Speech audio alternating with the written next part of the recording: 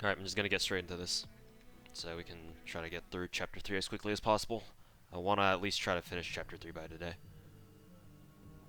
But I say that, but we'll see how long it really takes me. I believe I failed on Vengeance last time, right? So, gonna have to restart this.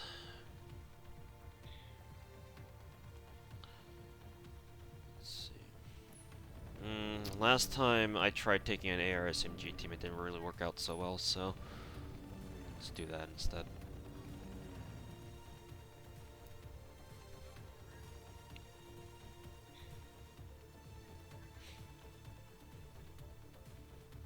What?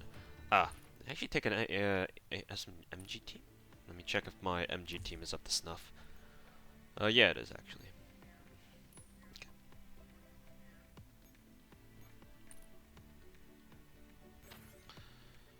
Go back to CT.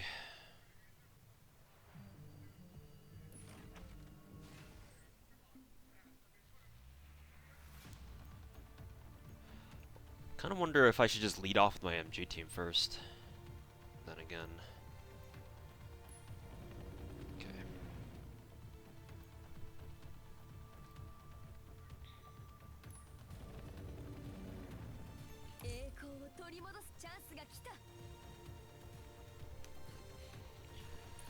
So we're 2 combats, recommend rifle, leading, blah blah blah.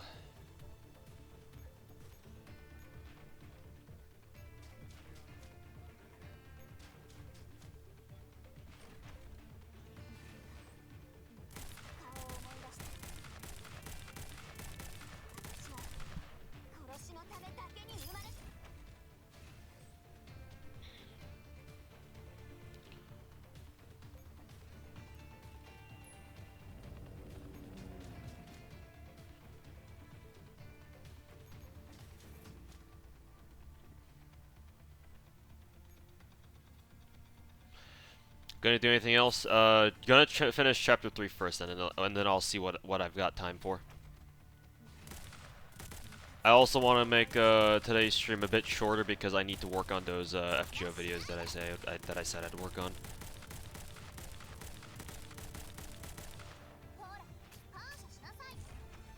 So those are kind of a high priority for me today.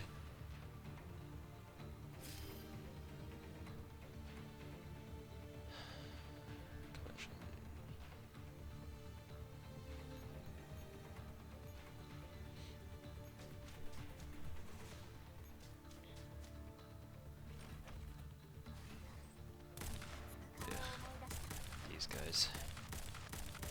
節約しないとこの弾薬一発一発にもお金がかかってるんだから。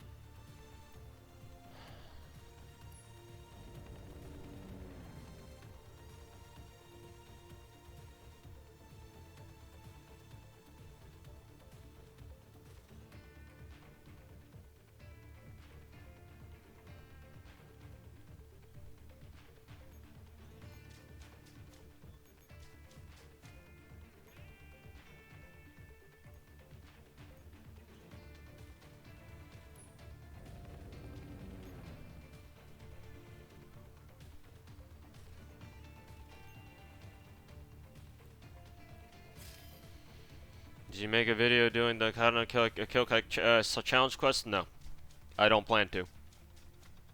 I already got my hands full with other shit and making the how-to videos. Why the hell is SVD up in front of all things? We're gonna take a lot of damage here.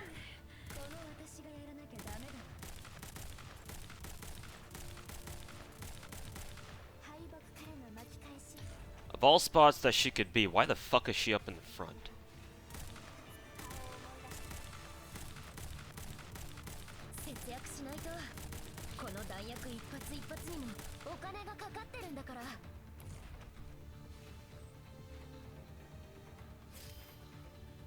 What happened? Did somebody set us up the bomb? No. And besides, I don't even know what you're talking about. Either way, she needs to go back there. What the? Seriously, what the fuck was she doing there? Actually, maybe she could be there so that she can buff two pistols inside. But in that case, actually, I had this fucking formation up all wrong too, which is not good. So what is this rate of fire? And she does, and they do damage. This is an awkward setup, isn't it?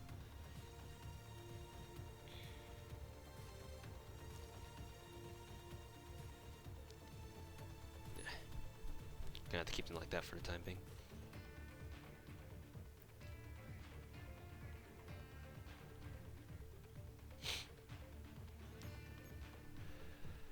Okay, this is turn 3, right?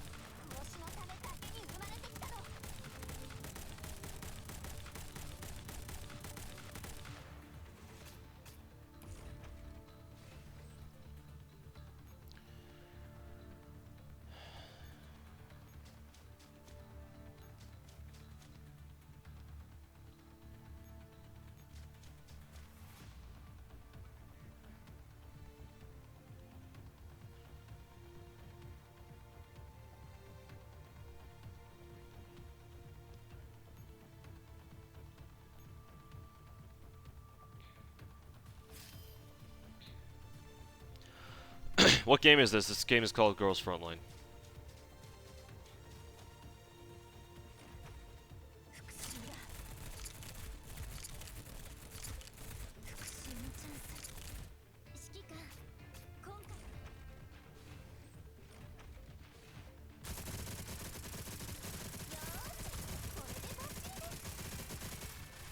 MG teams aren't quite enough for this. Actually, if it's just these guys, then MG teams I guess won't be too bad. Cause Sad 8 manages to block the beefy boys up top or up in front. Let's try to get.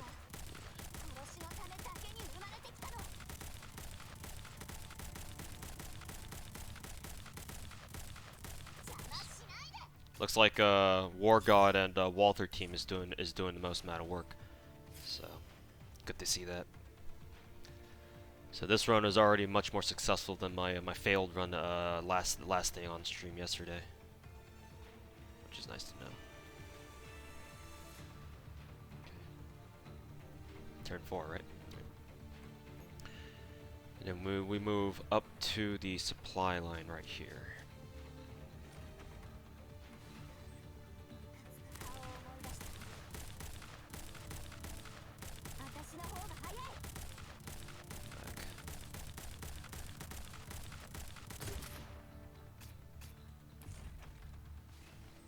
Why was there a grenade launcher sound right there towards the end?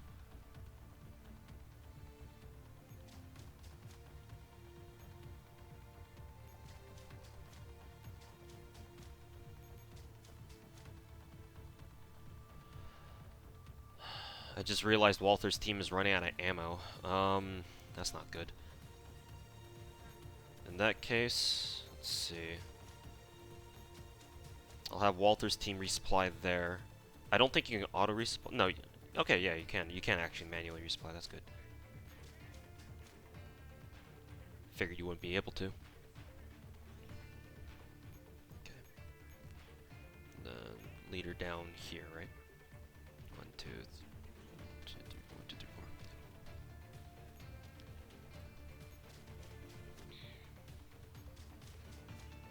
Oh, Cyclops also throw grenades? Yikes. That I didn't know. Is the extra 100% really worth for Fujino when you already have MP3? I mean, sure, yeah, of course. It's just a matter of are you willing to spend the quartz for it.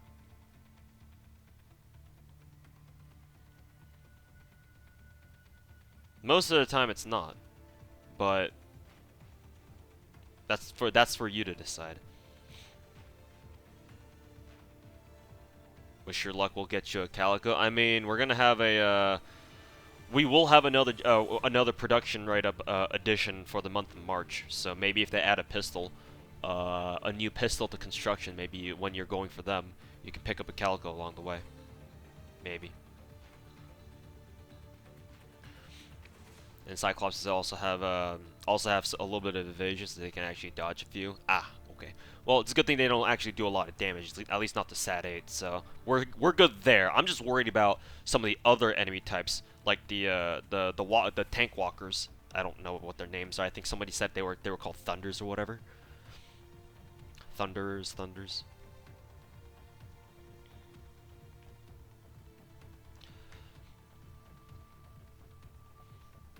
You want to make your life easier, you need to level up fairies and their rarities. Yeah, that's like fucking endgame content. Like that's like fucking super endgame content though. I only care about getting my taunt fairy level 10, which I'm already working on, by the way. So I hope to have that done before the event's over, which I should be able to. It'll probably take like a week, but that's the plan.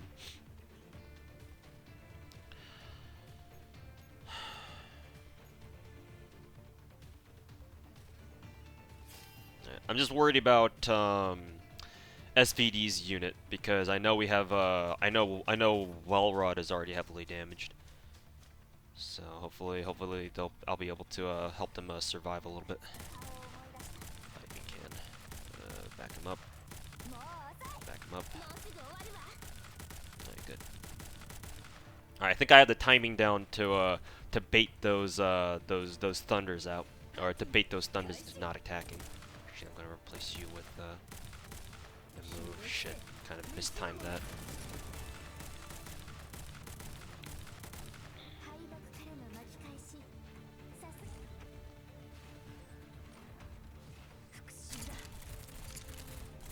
Oh boy, these boys. Move CMS back, or try to anyway. Oops. And Jill's dead. I keep forgetting AR SMG teams don't target the rear enemies fast enough, or they don't at all. They just shoot from the start, from the beginning, and work their way back. Not having Jill there is going to be a real big pain in the ass.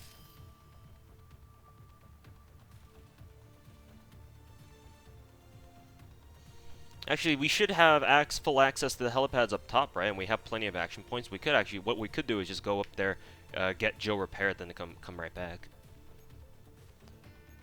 Then move Tokarev there. Okay, check everybody's supplies. We're good.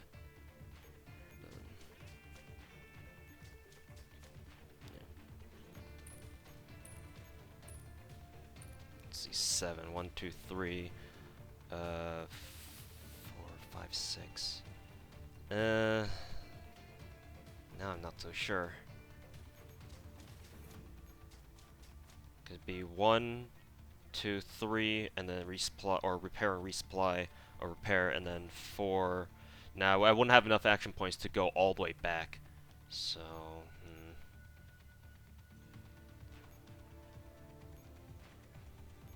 Okay, well, it looks like let's see, yeah, it looks like M4's team is gonna have to do it by themselves. Hopefully they survive. You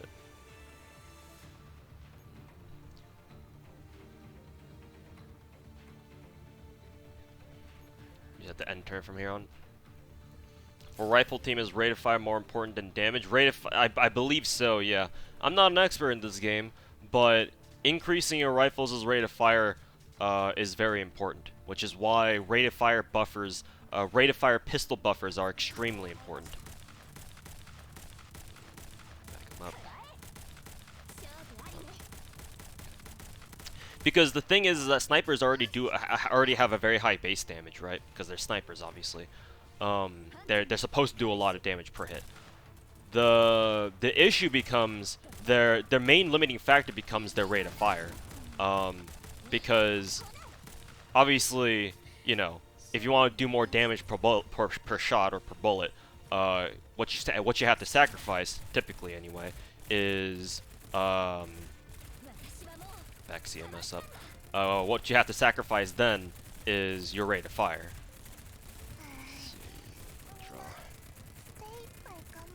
I should be fine. Unfortunately, took a hit there, but shit, was AR-15 taking damage all that time too? Fuck.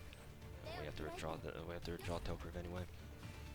So doing anything you can to buff your snipers' rate of fire is very important. All right, good. At least the machine guns were barely able to take out the walker tanks before having to reload. That's good.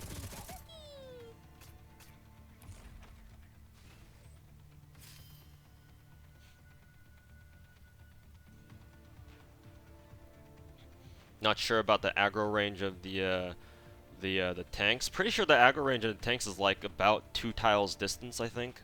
It's either that or 1.5. It's not long, but these tanks in particular, the KCCO walker tanks, they fire fast. So once they, I noticed that once they, I guess deploy, I guess once they stop moving to prepare to shoot, you only have like a half a second to move your aggro, to move your pistols or SMGs or whatever, whoever you're using, out of the way so that you can successfully stall them without having them shoot, is what I'm trying to say, I guess. Alright. We do have some more action points here, so let's go ahead and move M4's team up and get everybody repaired for now. And we can move them back into position. Unfortunately, Walther's team is going to have to last as they are. I believe it's just one more turn and we'll be able to do this.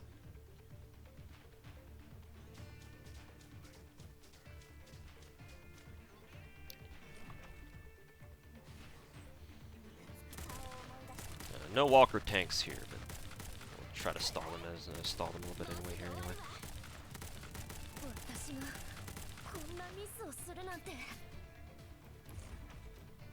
Hey Lauren, welcome back, man.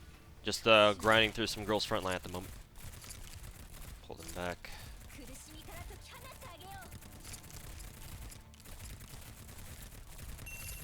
That sucks that you can't move Jill while she's mixing a drink. That's really annoying, actually. Because you can move bamboo snipers like DSR around as soon as they're about to shoot, or almost while they're shooting. So it looks like they're fucking it's like they're fucking sliding across the ground when you move them.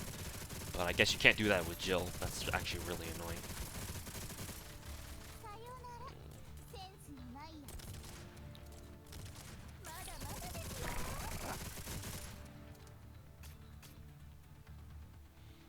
Oh, the typhoon. Oh, you're talking about the typhoons. Ah. There we go. That's a successful one. Oh, you can actually animation cancel by moving somebody else onto her tile. That's good to know. I'll try to keep that in mind in case that becomes that annoys me again. Okay, what's after this then? Is it what is this? White doll?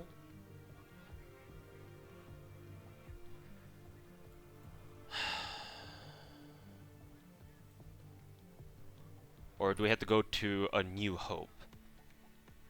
I think we already did A New Hope, right? So what do I do from here, chat?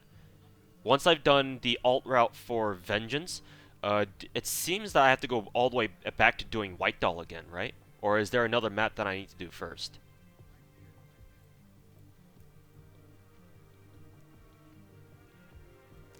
Trying to work up the effort to finish K&K stuff.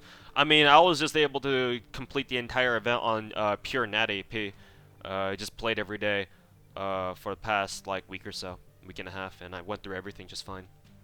Didn't have to burn a single apple for it. White Doll, you need to do win 3 times. Wait, I can just do it 3 times straight up? Then why am I bothering going back and doing the alt routes then? If they're not even necessary.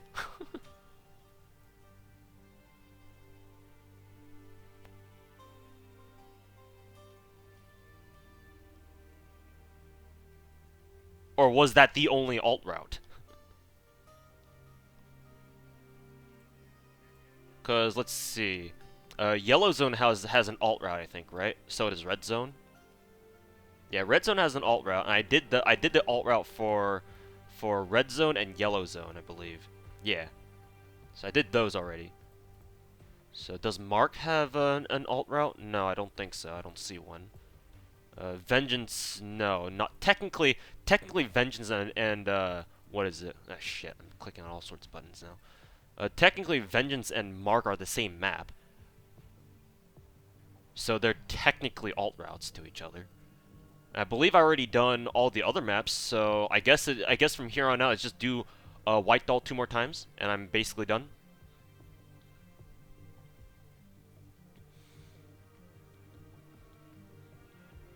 They give rewards, true. True. There's Victor. Where's Victor? Because I don't see it on the map here, and it doesn't show up on the what is it, the guide, because the guide doesn't bother listing story only nodes. So there must be a another map that has an alt route that I'm missing here somewhere.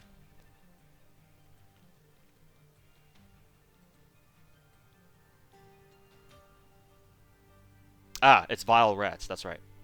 Vile Rats. I just checked Vile Rats again. Vile Rats has an alt route here. Let's see.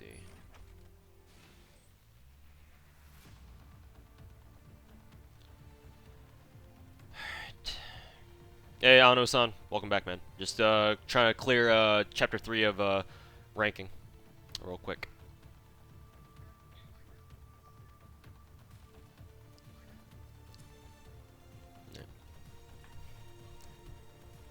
Do IED? Does IED also have an alt route? No, I don't think it does. And I already did IED my first time through. Oh no, it does. Yeah, I see the little caveat at the top. For the bad ending route, all you have to do is put a dumb echelon HQ, and keep hitting end turn until mission is clear. Okay, so the IED also has a bad end, or also has an alt route for that. But first, let's do Vile Rats. Let's do this the other way around. We did the supply line establishment route last time, so let's do the other ones. Rescue the 2 hostage T-Dolls safely to combat. 2 rifle squads, alright? I have those set up already. Oh shit, I need to repair them too. Get rid of repair.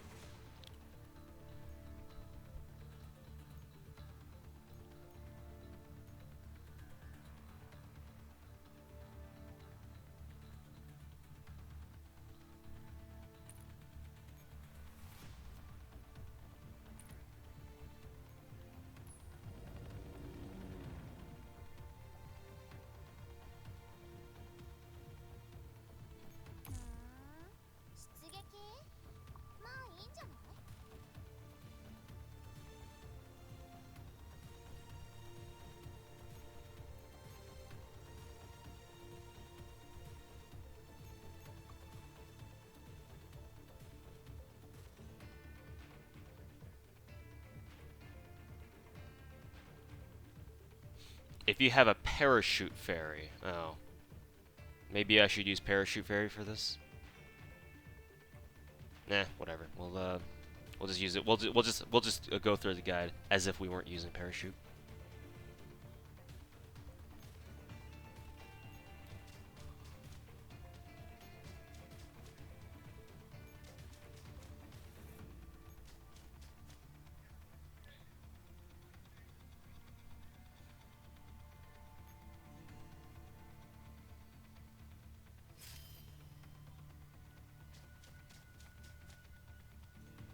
Is someone on SVD's team slightly injured? Did I forget to repair somebody here? Oh, well, right. Hopefully that doesn't come back to bite me in the ass.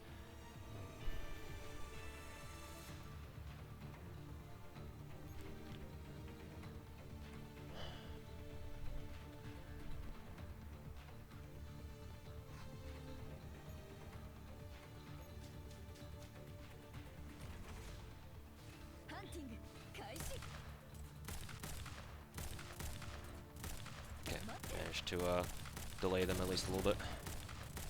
It's too bad they got a shot off.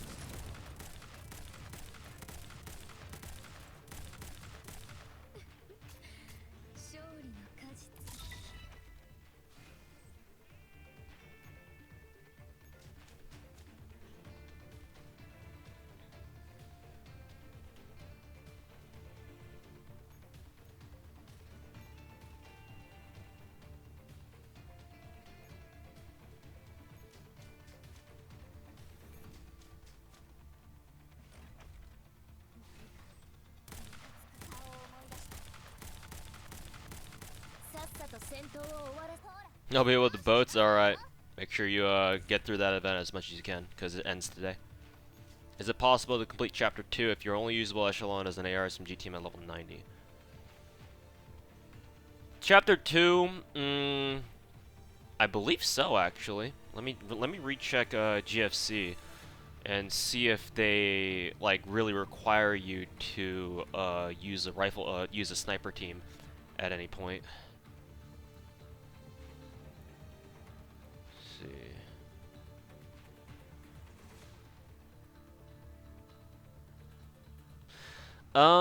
There is one map that says you should use a rifle team.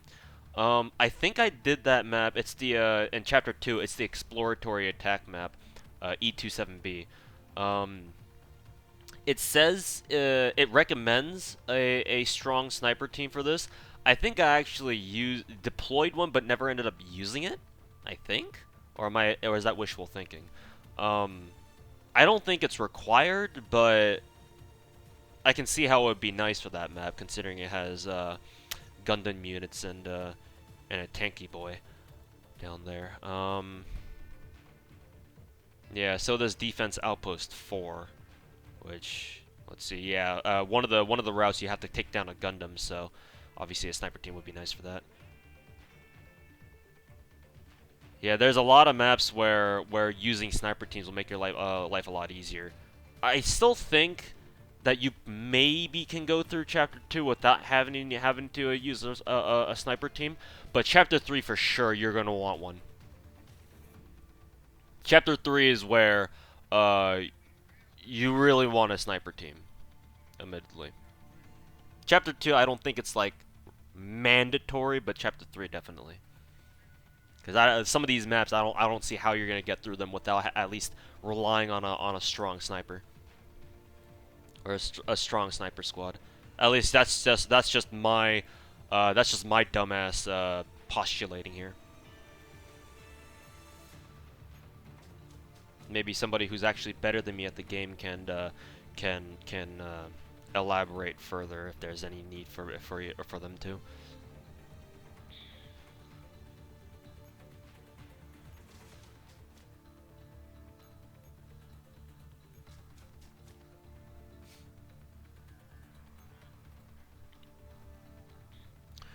You're just gunning for 74U? If that's all you want, then sure.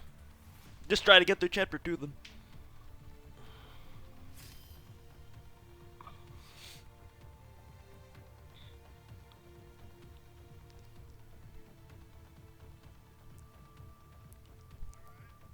How far can you get without HOC? Not very far. Not very far because, well, I'm sure you can go through Chapter 1 just fine. But Chapter 2 is where you start kind of needing HOCs because that's when they introduce enemy artillery positions and like structures and such that only HOCs can destroy. And that will make your life a lot easier.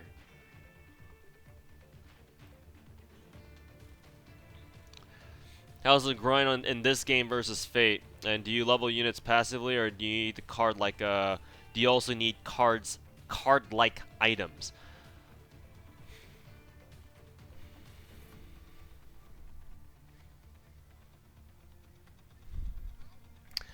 Grinding in Gross Frontline is much more straightforward because the materials are more or less uniform.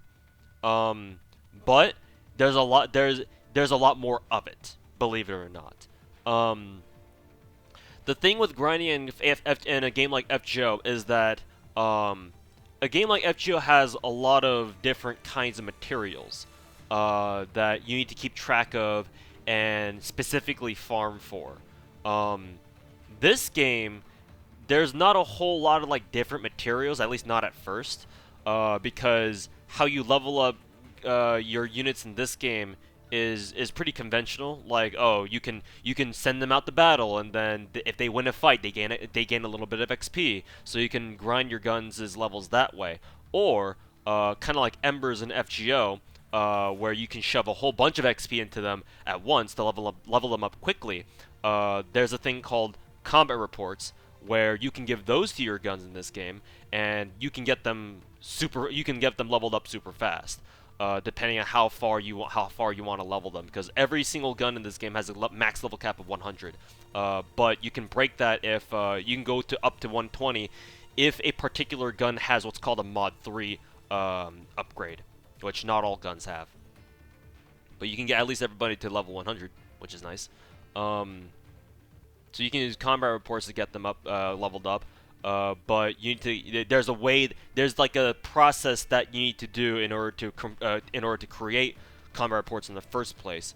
Because you can't exactly like directly grind for them. I guess you can kind of, but it's a bit more complicated than that. That and what else? If you want to level up skills, gun skills in this game, it's very simple. All you need to do is just grind what are called data chips. It's very easy. They're categorized into three tiers: beginner, intermediate, and advanced. Very easy. And the beginning levels, like levels 1 through 3 or 1 through 4, no, 1 through 3, right? Take beginner, and then levels 4 through 7 take intermediate, and then levels 8 and 9 going up to 10 take advanced. It's very simple, leveling up skills. But they take a lot of it. They need a lot of it. So, in essence, like I said in the beginning, grinding in this game is easier and more simplified compared to a game like FGO, but you'll actually probably be finding yourself grinding a bit more in this game than you are in FGO, partly because there is no AP system in Girls Frontline. Your only limiting factor in how much you can play this game, which is one of the reasons why I like it a lot, is your resource count. The resource, you can see my resources on the upper right, and those are your only limiting. That's literally your only limiting option or a limiting factor. You can grind as much as you want. There's no quote morale system in this game. There's only an infection.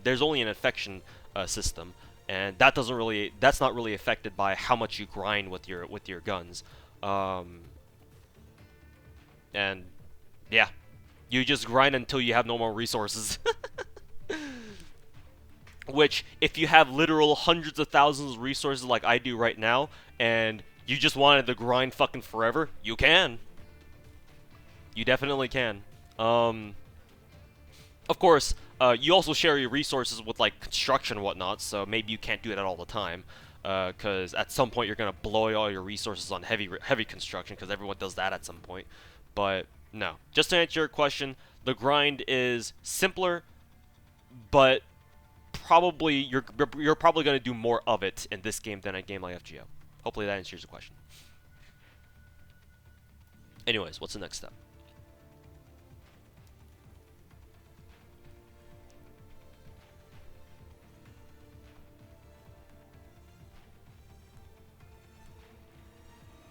This would be a good time. Ah, I see. So that's why parachute ferry would be nice here. Maybe I should have listened to the guide and taken it.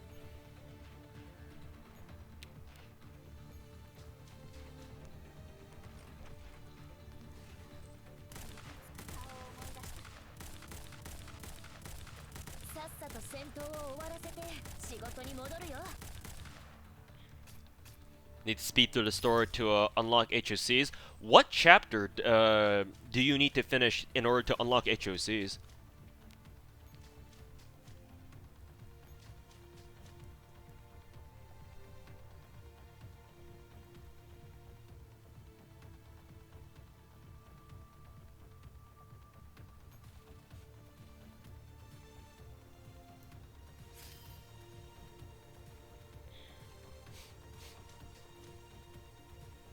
Eight five. All right, so that's a pretty late chapter.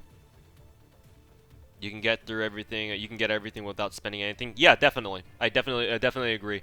That's one of the best things about this game, actually, is that as long as you're diligent with this game and you do all your dailies, do your weeklies, make sure you keep having logistics running basically 24/7, with exploration teams constantly out there and bringing you resources, more resources and whatnot.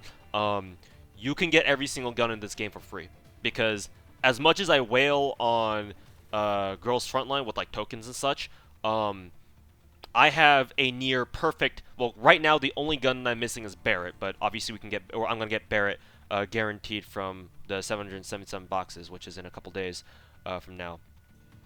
But all the guns in this game that I've gotten were technically for free.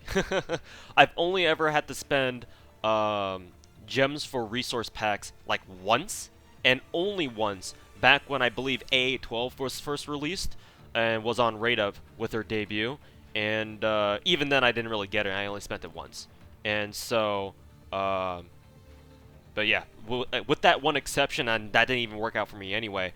All the other guns in this game I have, and I didn't have to spend a single gem, well, technically not, to get any of them. That's just kind of how the game is. It'll take you a long time to get to the point where you have like fucking hundreds of thousands of resources and like hundreds or even thousands of contracts, just naturally without having to spend for them. But once you get to that point, you're good. Hey, Fear, welcome back. Anyways, I believe the guide says to just end another turn because we have to wait for the hydrogen to move out of the way.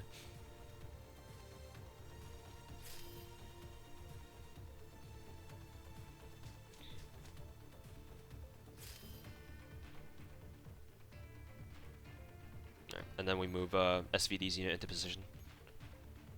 That's not the right path. I wonder if we should resupply.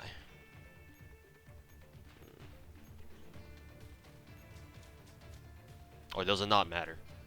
I guess we'll resupply anyway, just in case.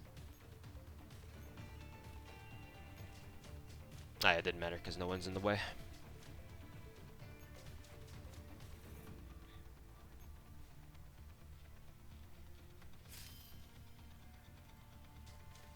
Shotguns are a nightmare to craft. Yeah, shotguns are the true end game. They're the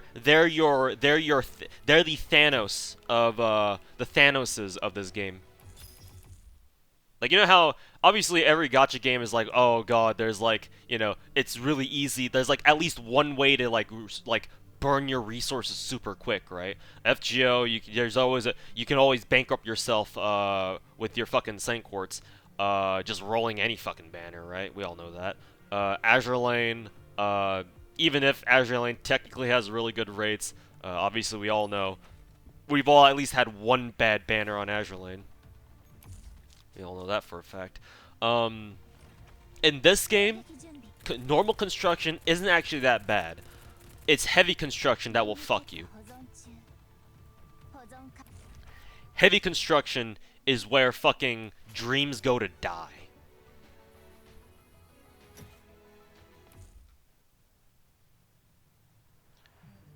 That's where fucking dreams go to goddamn die. Okay, so let's, so chat, tell me, I believe, okay, we still need to do IED alt route, but can I do White Doll once now?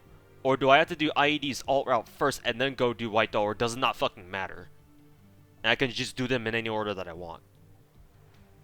Because if that's the case, I would rather get IED's alt route done now and then go do White Doll twice in a row. Just personal preference, I guess. Fairy crafting is a real resource killer, Pepica. Followed by after heavy construction though. After heavy construction, because at the end of the day, heavy construction will take you fucking 8k resources per fucking manpower and whatever else other fucking category that takes fucking 8k resources. Fairies, on the other hand, is only 2,500. Doesn't matter? Okay, I'm just gonna do IED first then. Let's go ahead and get IED out of the way, the alt route for IED, because this one should be very simple, right? This is another straightforward map. For bad ending route, all you have to do is put a dummy echelon. Yeah, so this is super easy. So just put a dummy echelon here and just keep it hitting end turn until we get it over with.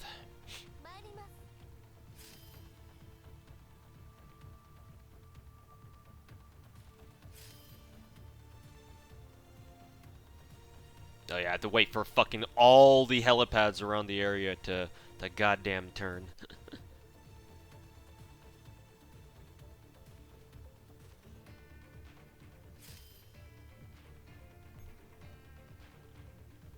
How does one know if another or themselves are Pepigas or Pepegas? You just kind of are. If you know you are one, you are one. I know that doesn't tell you anything at all, but that's part of the joke.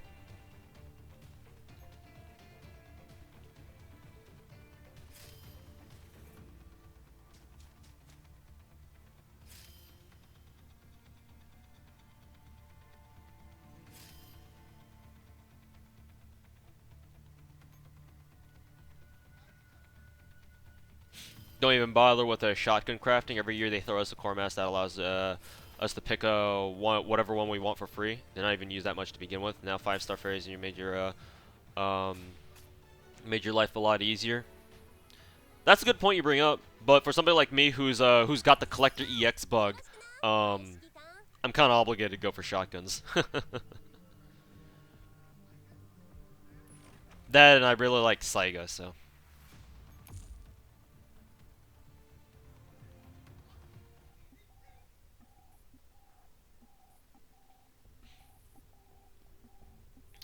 Jaegor's been through some shit. Is he fucking infected or something?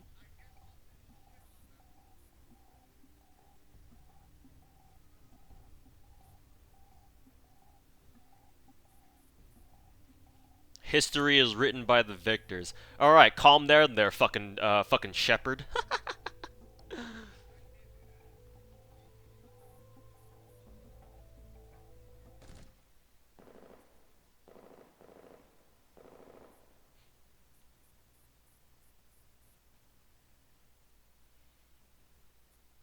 All right, fucking shepherd.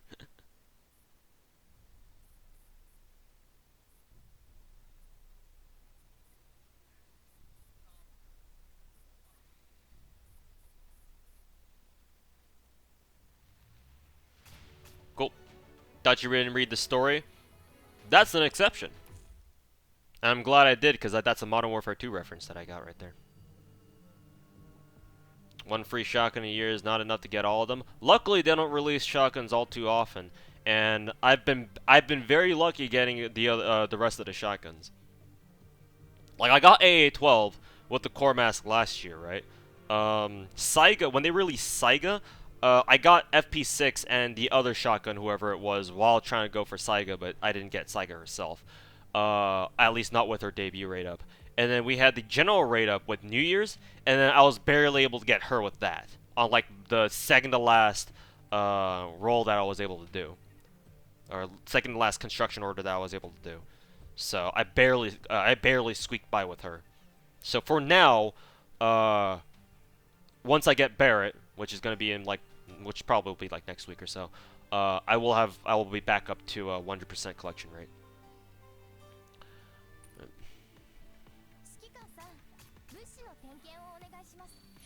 Started a girls frontline 5 days ago. How hard is it to do chapter 2?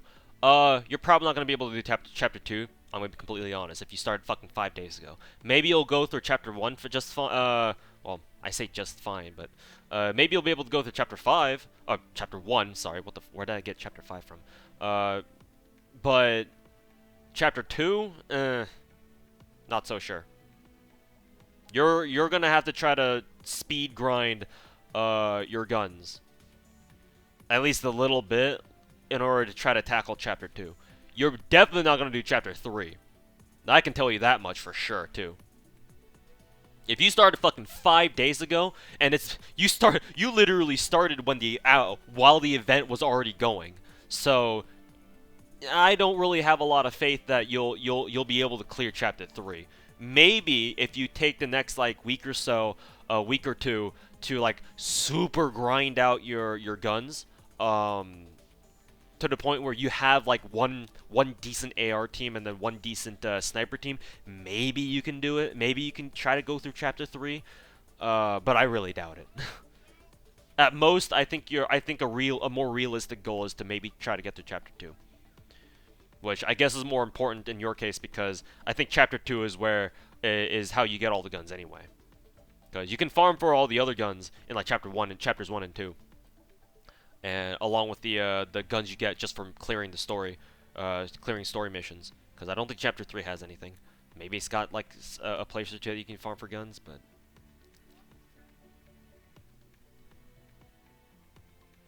got Thompson and an MG. Well, which MG? Which MG? And yeah, Tommy is she's an oddball of an SMG because most of the time SMGs are known for being evade tanks, which means they have very high evasion, so they dodge a lot, which helps them tank because if they don't take any damage, you know, that means they're a tank. But Tommy's a little bit different because she doesn't have a lot of evasion, but she does have a lot of HP, more so than your average SMG. And she has a skill that gives her invul for a short period of time once it goes off, but it has a bit of a startup to it. So she can't just you can't just deploy her and then she just pops invul instantly. That's not how it works. She has to be in the fight for like 5-6 seconds before she can use it once. But she is niche, but she has her uses in some maps where invul would be very handy. Because not a lot of SMGs have invul skills. I think it's her, G36, and MP5. There might be another one out there, but those are the ones I can remember off the top of my head.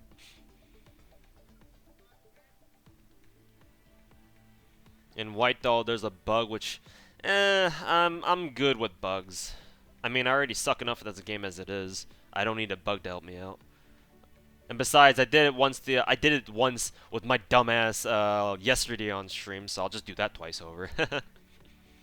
Hey, Uncle Merle, welcome back.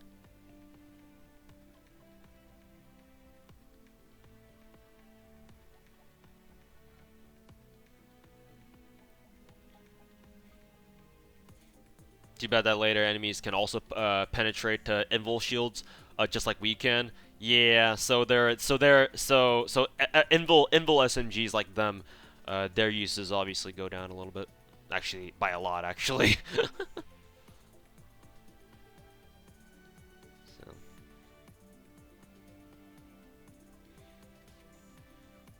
So. Yeah, the bad ends are. I think people told me that the bad ends for CT are the commander basically trying to tell lies.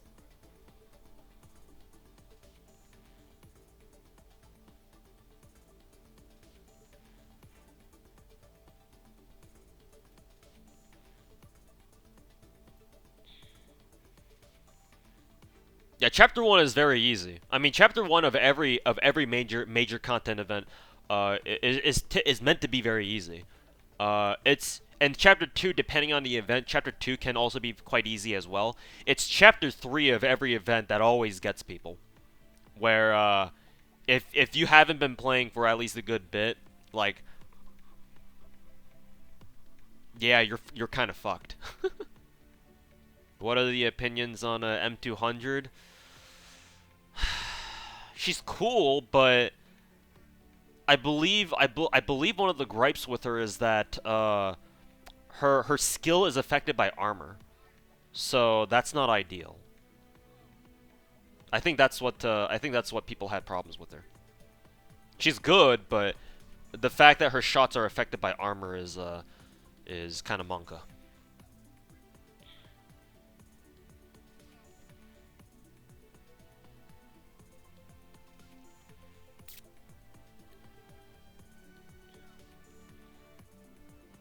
Seems like the meta for this game is shifting to bursting down enemies before they start shooting. Well, most of the time, yeah, because the faster you can kill shit, the less you need to worry about them, right?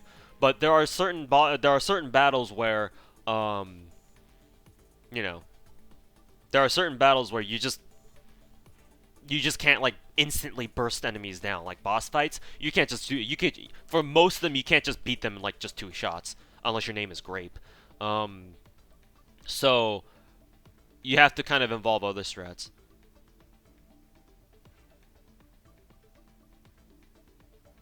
When do you unlock heavy production? That I don't know. You might want to ask chat.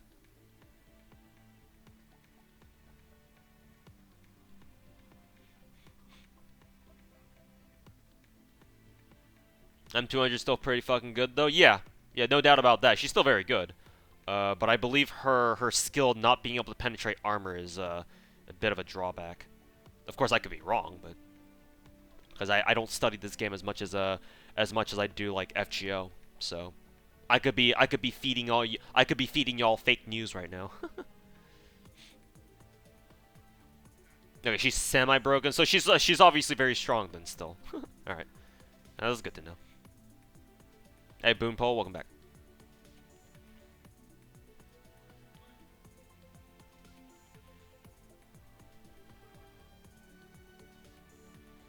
You have 3 M200s. If you don't have like an absolute top tier rifle like Grape or if you're not working on M14 Mod 3 at the moment, then yeah, definitely go for M200. She's still really good.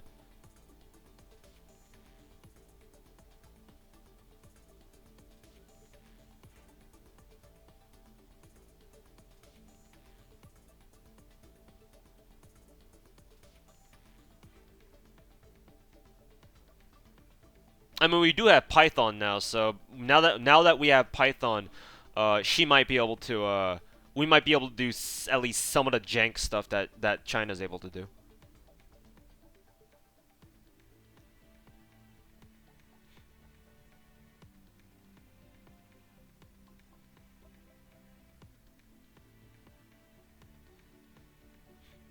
It still penetrates armor. Oh, okay. My bad.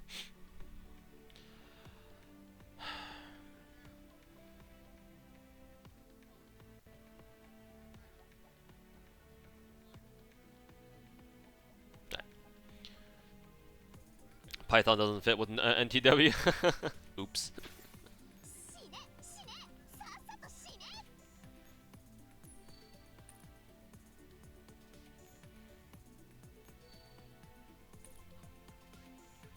Okay, what do I need to do for White Doll again?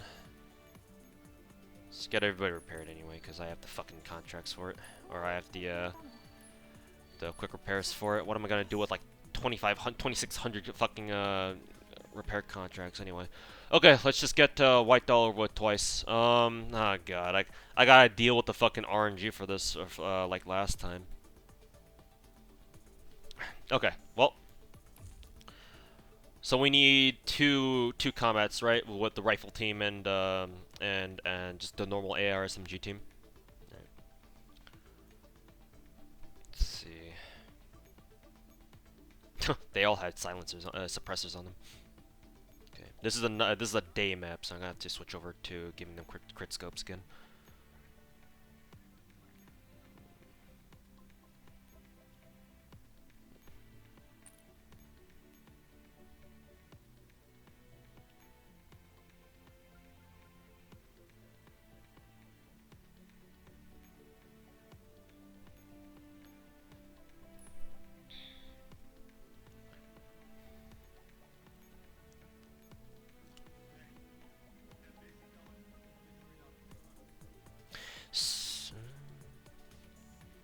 So y'all said for the Nito fight that I'm trying to think if it's even worth bringing. Let me see here.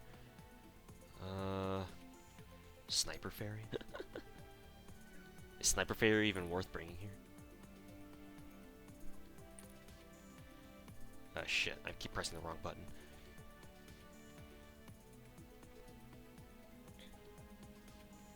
Actually, this might not be so bad. Having Keen, considering I'm bringing 3 pistols here. Increase all allied handguns' evasion by 10%. How worth it is it to get a sniper fairy up and running, or increase the rarity on a sniper fairy for times like this? It's flat damage, so I don't know how much that'll help. Maybe it will help a little bit.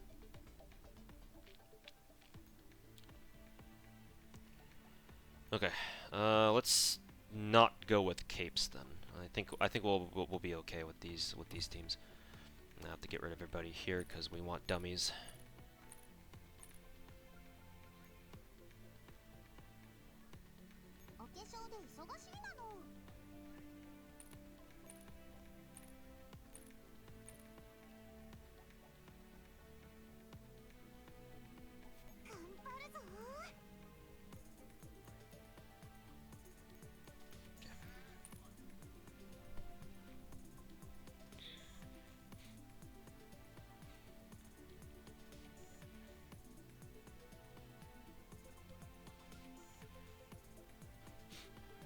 Taunt Fairy messes me. Oh yeah, that's right. I remember that y'all wanted me to take take Taunt Fairy.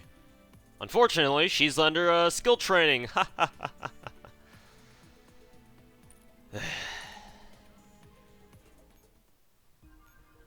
All right, chat. What do you say? Do we want to get do we want to blow quick training contracts on Taunt Fairy to get her up to level 8? I don't even know how far we're even going to be able to get her skill, because I think she still needs to get to level 4, and I'm not very I don't have a lot of beginner data.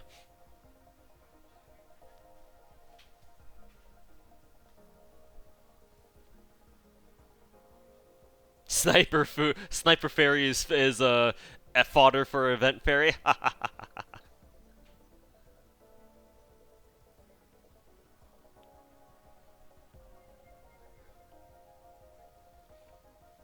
What about the new rifle, Barrett? I believe Barrett's another one of those bamboo rifles, right? I don't know how well she stacks up against the others. I still want her anyway because she's fucking cool. But how did the chip Tetris thing work out? It went actually pretty well. Actually, I was able to complete the Tetris. It's probably not ideal, but it's the best I could do for the time being.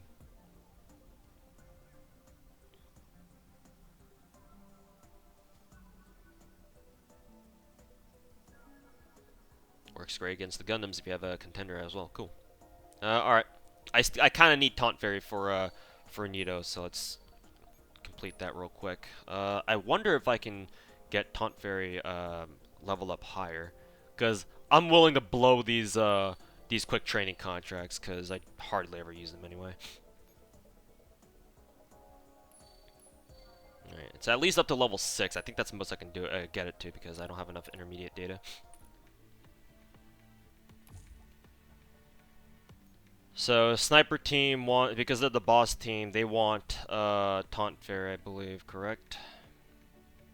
Kind of like that.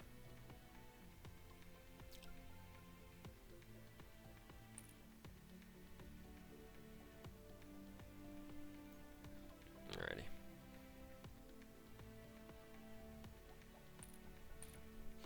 Is girls friendly the only one you would struggle on, Tuhu? I mean, if you were to tell me to do like the EX ranking map for Azure Lane, I'll probably struggle there too. You just never see me struggle on Azure Lane because kind of like in this game, all my boats in that game are fucking hyper leveled. But I never bother doing the EX maps because I don't care about the leaderboards. I don't care about like rankings and such. Because that's just pure bragging rights, and I don't give a shit about that. In this game, though, this game regularly puts out challenging content in the form of events, like major content events like CT, Singularity, Deep Dive, and all those. So you see me struggle here because I'm not very familiar with the mechanics of the game. Like, I might know them, but my micro and my actual mechanical skill, if you will, is lacking. Because first of all, I don't care. I'm not that in depth into the game, and second of all, I just don't practice. So you see me struggle here. So it might seem like Girls Frontline is a very hard game, which in reality, all 3 of the games that I play have their own difficulty levels, but it just so happens that you see this one.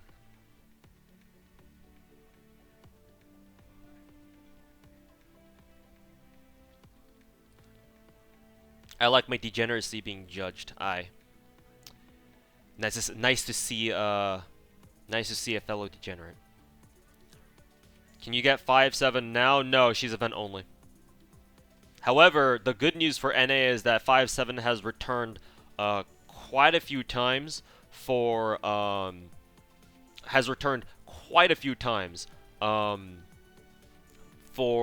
is it? For what was it again? For all sorts of content updates. For all sorts of content update events. So she returns as a regular like farmable gun in a lot of these like major events like CT or whatever. CT she's not available here, but she was for a few others. Hey Segunda, welcome back, man. I'm doing fine. Just chilling with Girls Frontline.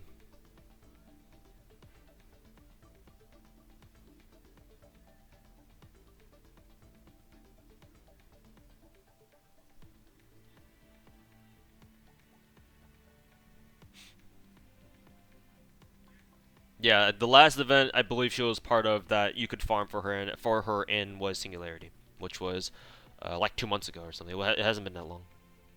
Girls Frontline is pretty hard to learn. Yeah, definitely. It's out of the 3 mobile games that I play, it's the one with the steepest beginner learning curve. Like Azure Lane and FGO, you can get into pretty easily because the gameplay for those the gameplays for those 2 games are pretty simple. At least on the surface. Girls Frontline, from the beginning, shit's complicated. At least compared to some of these other games.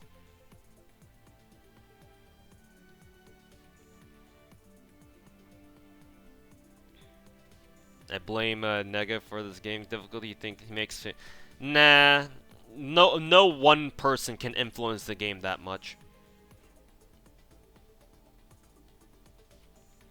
If you think that one person is able to influence the direction of a game's gameplay design, you're mistaken. For the most part, if you have good devs aren't they're not gonna do something like that. You only think that way because you watch PD Negev's videos and he does some crazy shit, but in reality, people on the Chinese server probably already do that all the fucking time anyway, to be completely honest with you. So that ain't his problem. Blame the thousands of players on the Chinese server doing all sorts of fucking gimmicky shit that the devs are like, oh shit, we need to make this game harder because everybody's starting to cheese our game.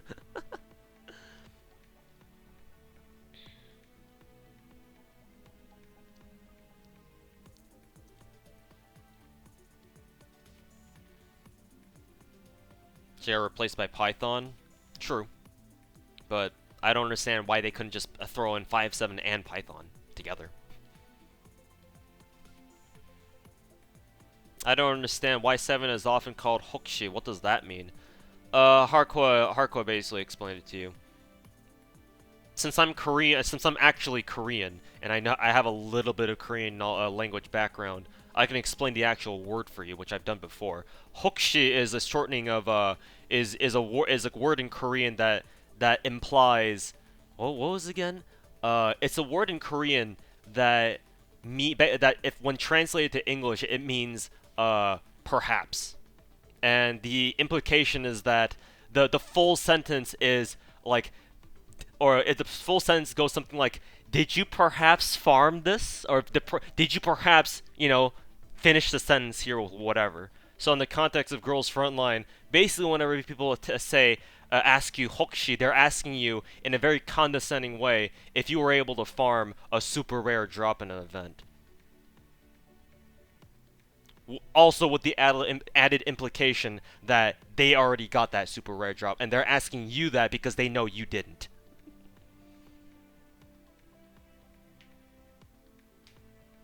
Yeah, NA Girls Frontline or Global or EN Global. What the fuck do they call it? Call this one? NA Girls Frontline. As far as 5.7 is concerned, anyway. We've had a lot of chances to farm for 5.7 compared to some of the other servers.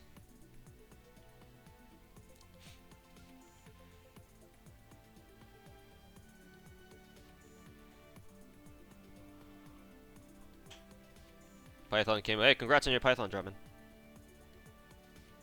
Okay, let's get to doing the White Doll map.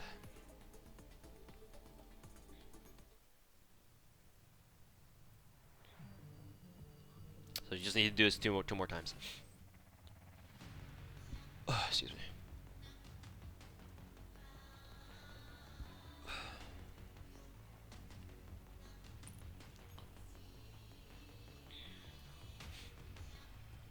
Oh yeah, that's right. I forgot about the stage advantages as well. If that's the case, then I'm gonna replace G36 with the Sapo. Actually, does UMP also have advantage here for White Doll? I keep forgetting about that because usually I don't really need to rely on it. You can always check. No, UMP does not, but Ro does. Maybe we'll replace CMS with Ro here.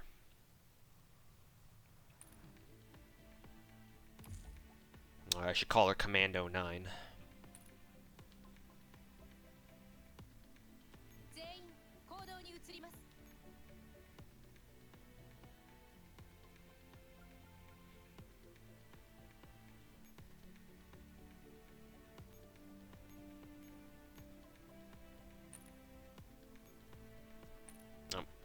Also, got to make sure that my the echelon formation itself is correct, because don't want to make the same mistake like I did with the SVD's team at the beginning of the stream.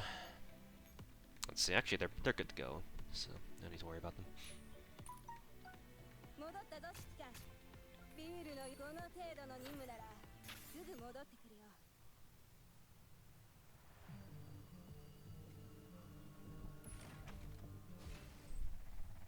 Hey, Valeric, welcome back.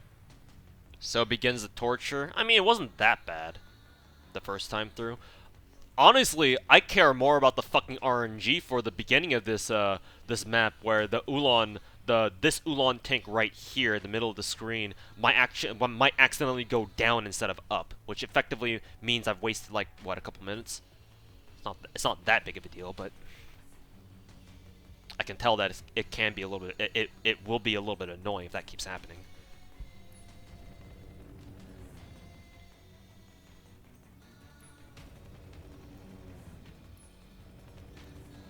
Okay.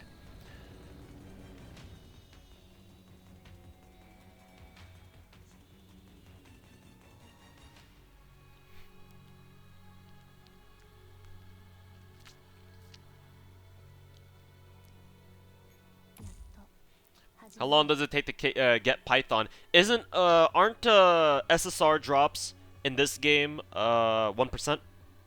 I've been told it's 1%. Is it 0.8%? Yikes. I still think it's 1% though, but it's very low, as they should be, because they're rare drops.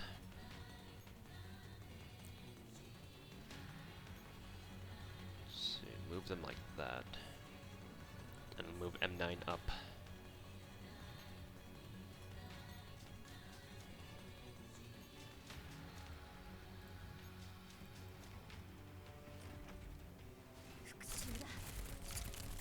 Yikes, yeah, I know, right? Shit, forgot to move them out of the way. At least the M4 didn't take that much damage. Got like day 2 or 3 of the event, but you weren't farming constantly. Then yeah, you lucked out. Then, if you got a super rare drop, literally in like what, 2 or 3 runs, then yeah, you lucked out pretty hard. Okay, no road layer units there at least.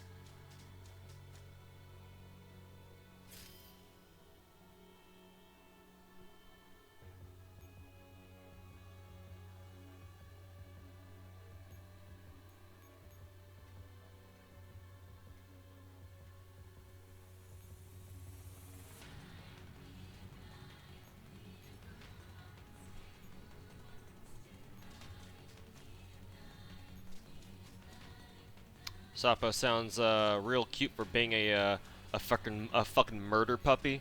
Yeah, that's how they get you.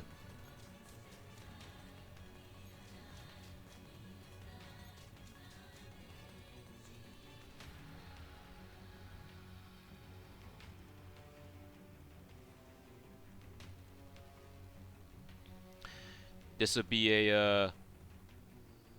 this would be the time to use the dummy with the parachute ferry to deploy and destroy the other A platform on the other side. Maybe I should try using a parachute, the parachute ferry gimmick.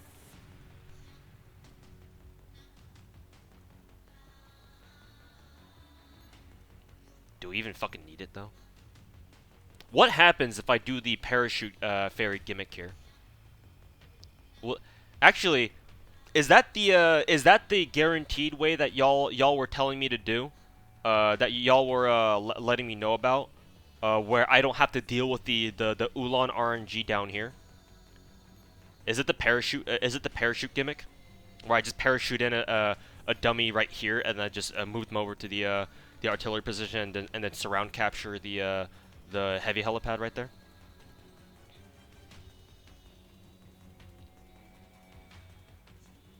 A level taunt fairy. Apparently, taunt fairies are very useful. Yes.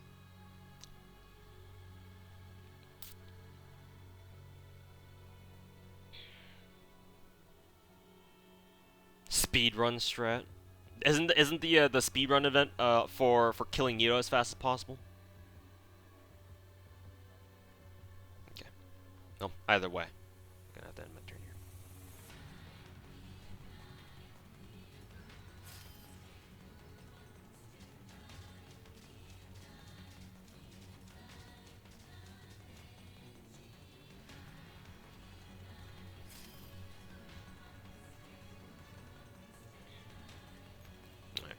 retreat?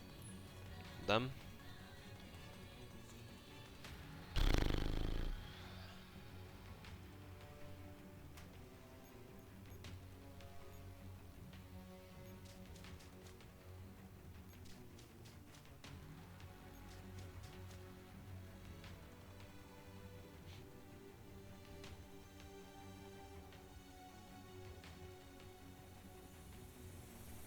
The bottom half. We redeploy.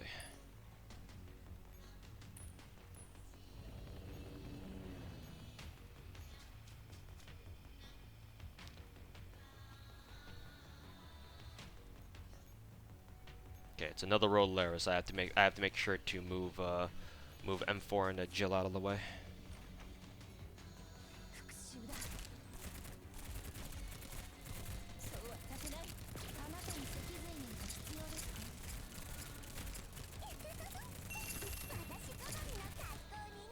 Maybe I should move Jill, or not Jill, Ro up instead of down, because Sapo took some damage there. I believe I have to end the turn here, right? And kind of have to pray that the Ulan that I need to get good RNG from goes up instead of down. I think I won't make the third chapter with the current T-Doll teams. Doesn't mean that after CT, there's no more chance for me to play the story. Story events. So we get. Oh, I have to withdraw her. I forgot. We'll get the. Aw, M9 looks sad. Very very sad. We'll get all the major story updates back, so you can play them back at a later date. But if you miss CT for now, you're gonna have to wait for it to come back, so you can read the story. I'm not.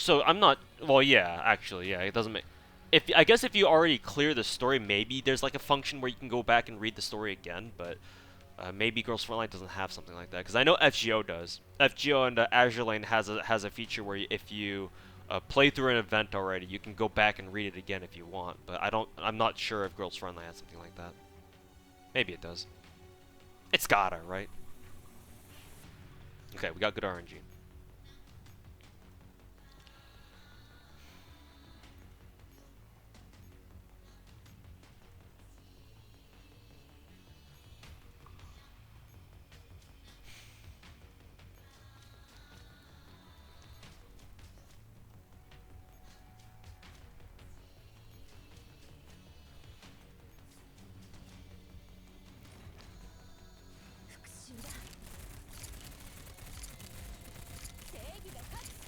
Do you know RNG mentioned? I mentioned doesn't use para, but there's a bug in this method. You disable one of the for some reason. So basically, what I was suggesting in the earlier, right? That's a bug. I thought parachute ferries let you deploy on any helipad, even if it's enemy controlled. Because I know I used the parachute ferry once in Singularity, though I forgot exactly how I fucking used that shit. Maybe I'm wrong. Use all the. I believe I just end the turn here.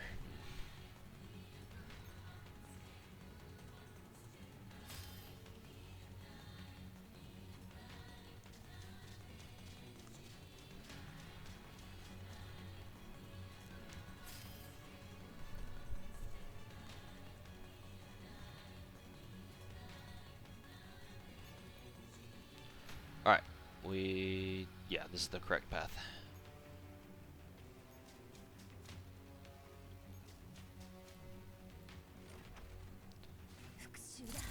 Okay, so you can't actually para there because, oh, Rodolero died already. Oh, nope, never mind.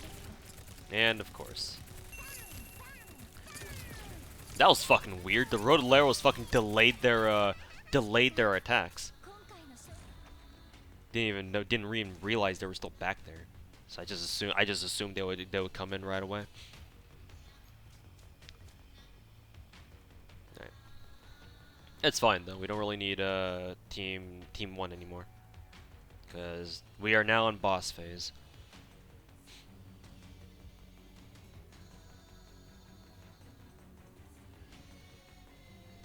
So, and we have to redeploy first dummy, right?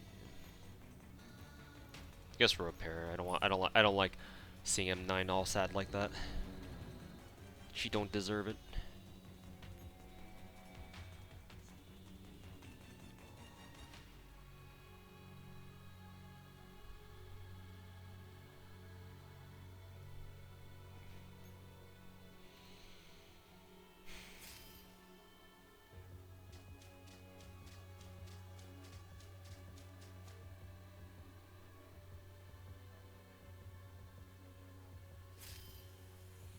Hey, Six Pack, you wouldn't have to happen to be the guy I banned yesterday, right?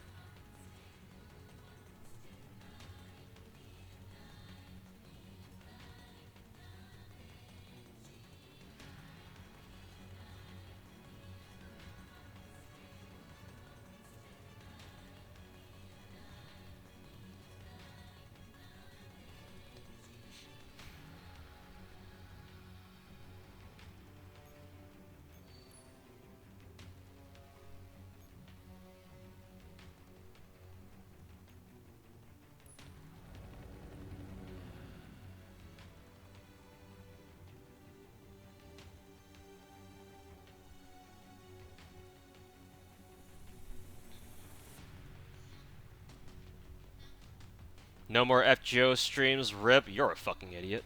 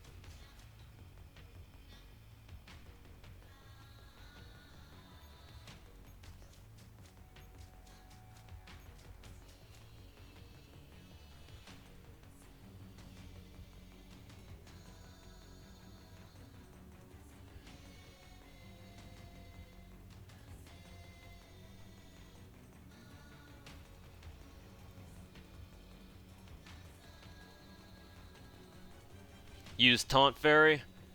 That's a good point. Might as well leave it on because I have plenty of fairy commands at the moment.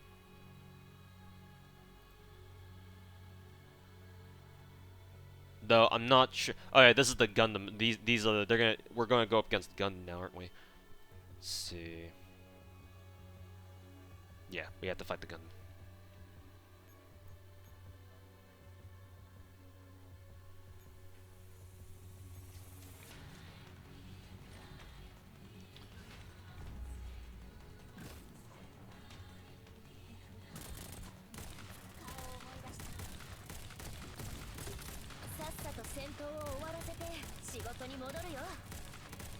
Okay.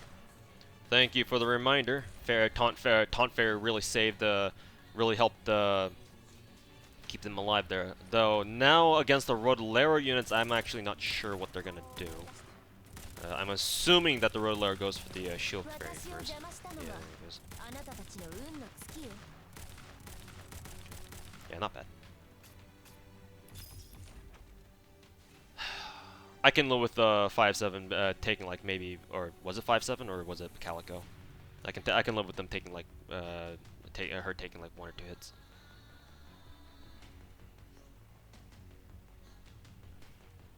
And we leave BGM there so that the Ulan doesn't get aggroed.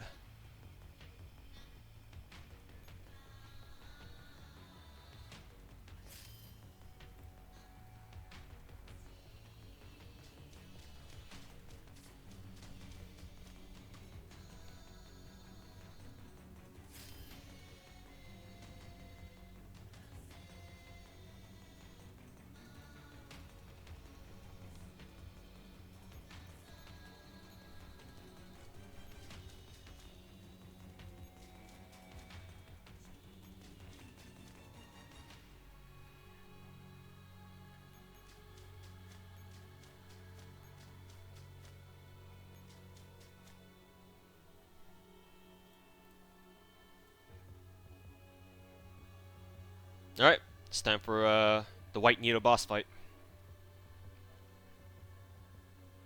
So, got fairies active now. So Taunt Fairy will go live. BGM's in position. Sniper team is basically at full health, with the exception of like Calico, I think. But so last time we learned that I should not remove my rifles because the damage that White Nito will do is not really that necessary. In fact, should I even move any of my guns at all? Can I just like kind of just leave them alone?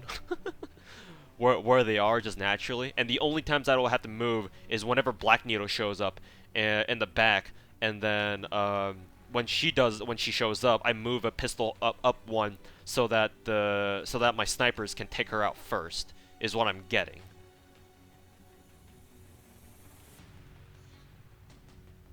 The most anticlimactic boss fight. I mean, yesterday, the first turn that I had against her yesterday was pretty fucking climatic. Almost fucking failed that fight. Walther almost died too. And then change handguns for if one for tanking if one gets low. Taunt makes this fight pretty silly. I mean, my Taunt Fairy currently only is skill level 6, so that's correct. Okay, well, I have the power of waifus in chat with me. There's no way I can lose, Kappa. Alright, here comes White Nito.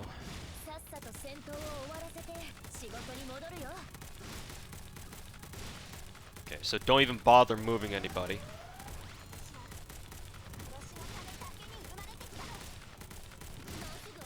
Okay, here comes.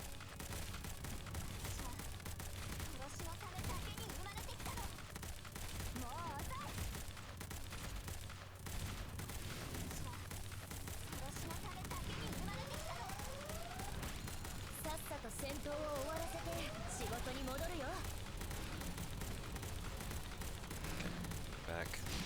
Ouch, that hurts.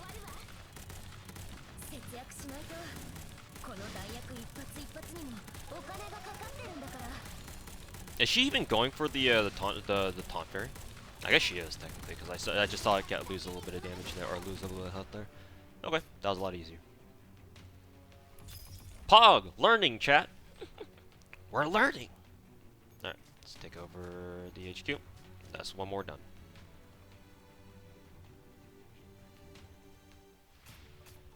Pog. Alright.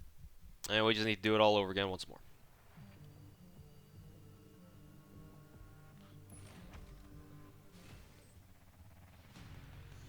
Okay. Get everybody repaired once more. Oops, wrong node. Do this. I guess we'll repair everybody here. Might as well. We have the time. Okay. And just rinse and repeat.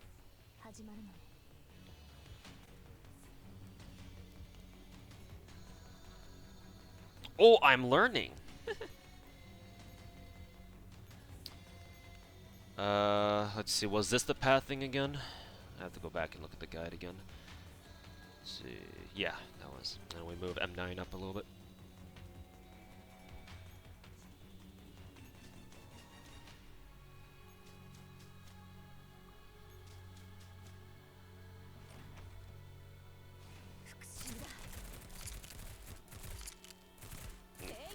Shit, I accidentally meant to, I forgot I needed to move a row up, or, yeah, row up instead of down, because if I move her down, Sapo starts taking damage.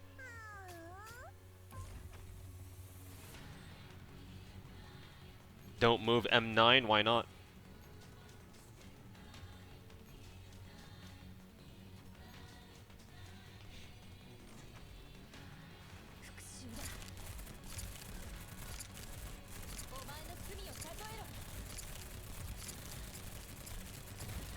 Oh, is that? I was wondering, like, why is there a fucking marker on all over the enemies? I just remembered. Oh, it's because of my it's because of artillery fairy. Does artillery fairy even do anything? At like skill level fucking 1? It doesn't. It doesn't really do much, right? Because I think it only does like 200 damage. I'm not even sure if it's worth skill leveling artillery fairy. Ow. I don't think I've ever seen anybody tell me to love a skill level artillery fairy either. Turn off ton if you don't need it. Yeah, I turned off auto, the auto fairy. Forgot to turn it back off.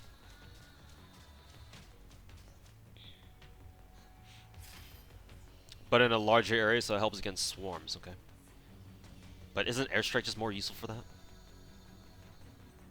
Actually, airstrike is only one-time use because it just drops the whole it basically just carpet bombs the area once and that's it. But I guess artillery fairy it keeps shooting even afterwards because I saw it shoot at least like 2 or 3 shots. So I guess that makes sense. No, don't go that way. You're about to run into the fucking Gundam.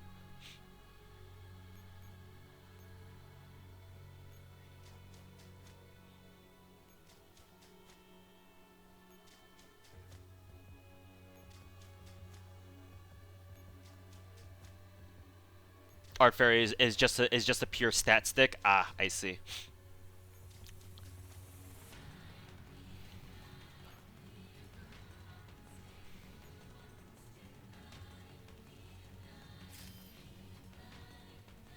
Can artillery fairy pierce shield? That I don't know.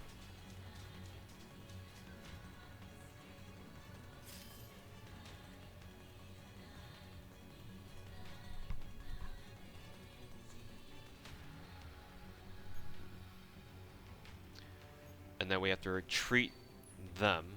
Bring M9 up here. Might as well do that now.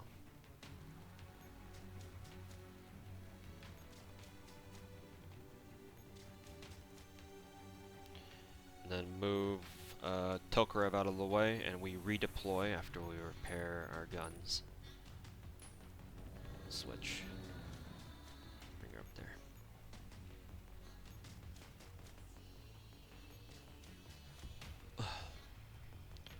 Alright, let's pray for good RNG. Oof.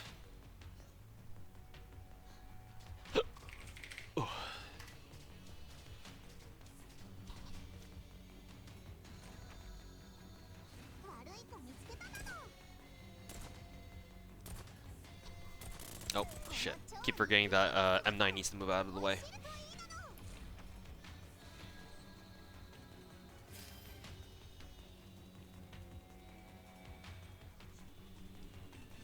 Alright. Got the favorable RNG.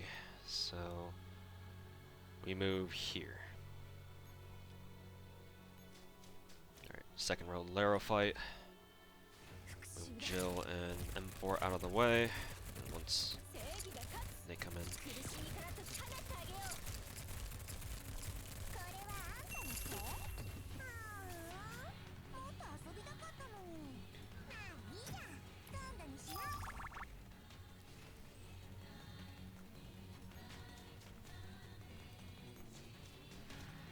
There's always the route of nuking White Nito with bamboos and pure firepower. Yeah, there is. I just can't do it because I'm a scrub. And I love Walther. Yeah, I'm dual streaming to both YouTube and Twitch chat. So there's another chat that Twitch chat doesn't see and vice versa.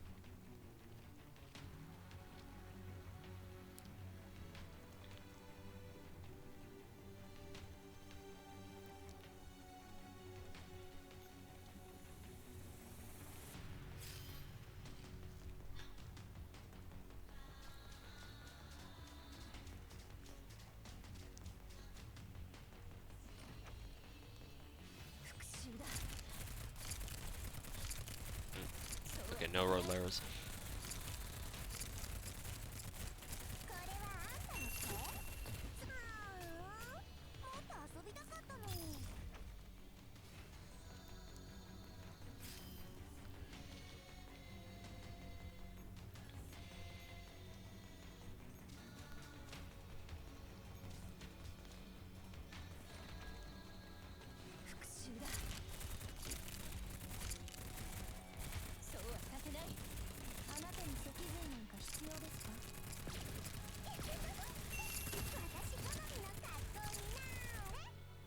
Hey Nightmare, welcome back, man.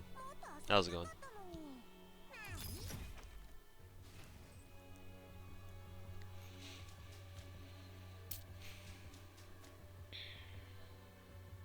Airstrike is cheaper though, in terms of fair commands. Oh yeah, that's right. We need to redeploy M9.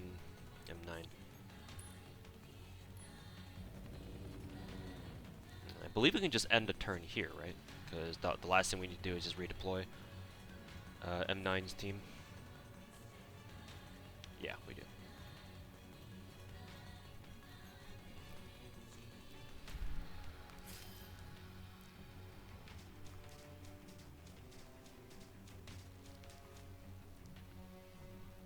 Free resource, more or less. Yep, and you can always increase it by upgrading your ferry stations, which I really need to get around to doing, but kind of a low priority for me at the moment. I'll treat them.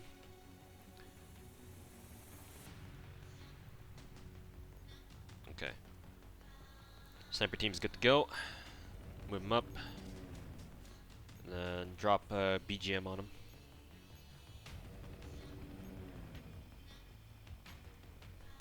See, it's 3 moves down, right? Yes.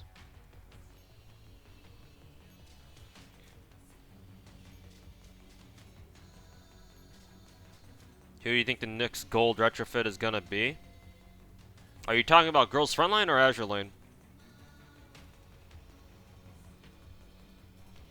So we're gonna upgrade everything in Data Room? Yeah, Data Room by far is the most important. IMO.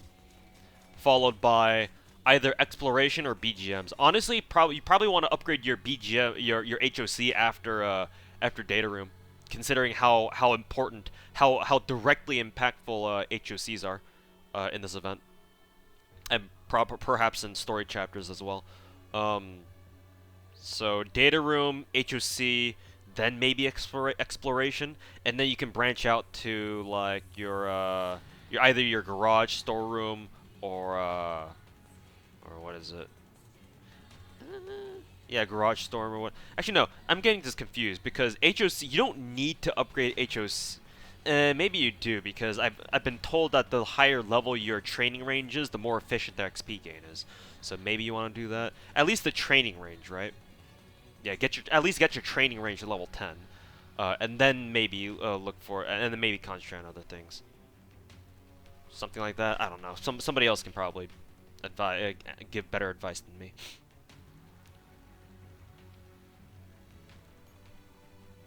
Max pet room. Yeah. Now we are in true endgame. Azure Lane gold retro. You mean going from elite to super rare or super rare to decisive? Because if you're talking about super rare to decisive, Enterprise. Let's just make the most broken, one of the most broken boats in the game even more broken, shall we? Nothing can go wrong with that.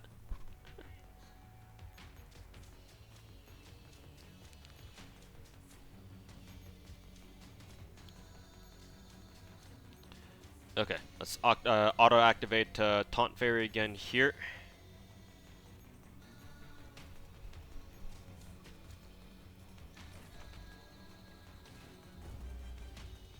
Is there any chance of Valhalla coming back? Nope. If you missed out on Valhalla, you're fucking shit out of luck. This is gonna be real with you right now. Don't expect that event to come back. Not even in China have they had rerun. Ah shit! I wanted to at least bring move the BGMs up. Hopefully at 5-7 moved away just in time. Just took a hit, but it's not so bad. But ideally, she shouldn't have taken a hit there.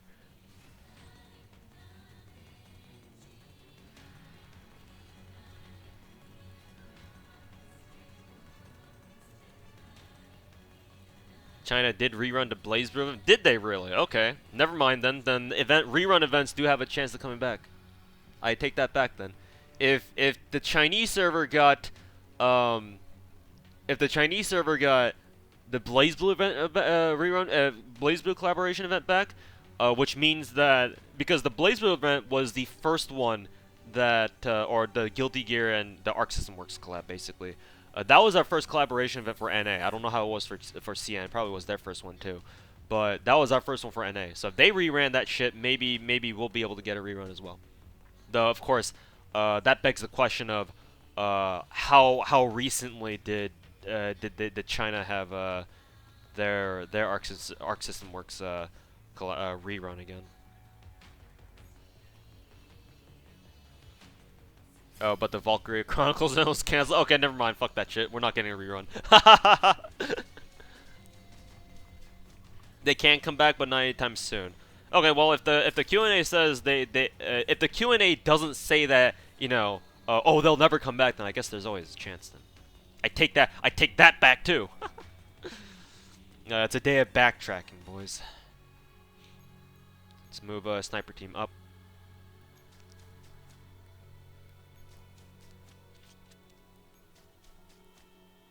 Sandy is just as broken, or if not more. I mean, yeah, she is one of the best boats in the game. Okay, BGM's position, sniper team ready to go. Taunt Fairy is active. Let's do it. Feeling a bit more confident from last time.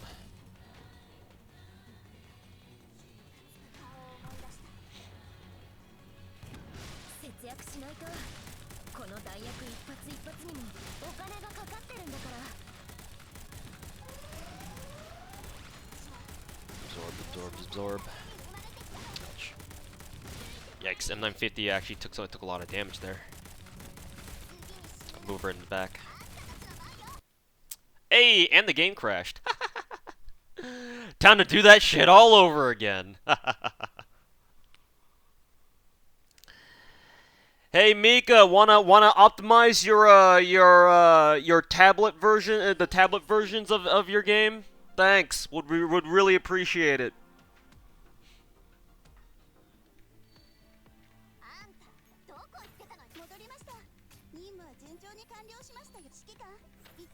It starts at the fight. We'll see how far the fight progressed. Yeah, basically we have to do that fight over again. That's what I meant. We have to basically replay this boss fight. Bonk.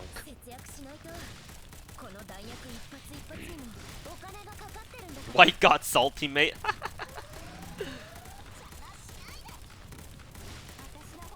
She did go for M950 again though, so let's see.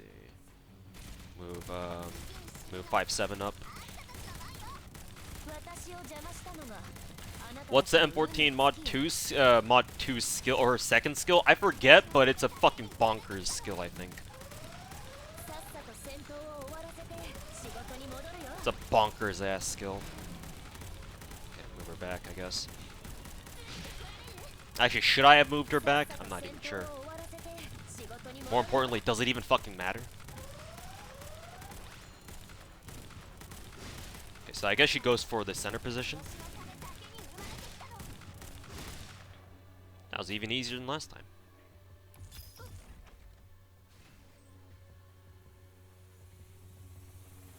Mod M14's second skill is just 10% crit damage up. Oh, is that it? Oh. Can we check? I think we can just directly check, right? Because we just go straight into our profile. Clear Fighting Spirit. Gain an extra 10% crit damage during damage focuses activation for 6 seconds. Oh, I guess it's not really that. It's not. I guess it's not really that flashy, but hey, I guess it means that while she has 65% damage up, she gives herself 10% damage while that buff is active. So she's basically giving herself 65% extra damage and 10% extra crit damage on top of the equipment that she has.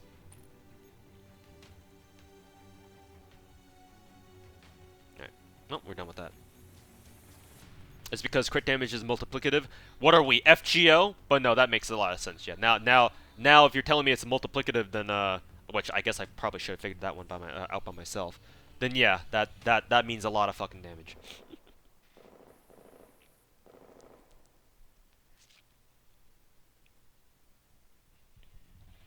Yes, we get it, game. Everybody dies, and we're all depressed.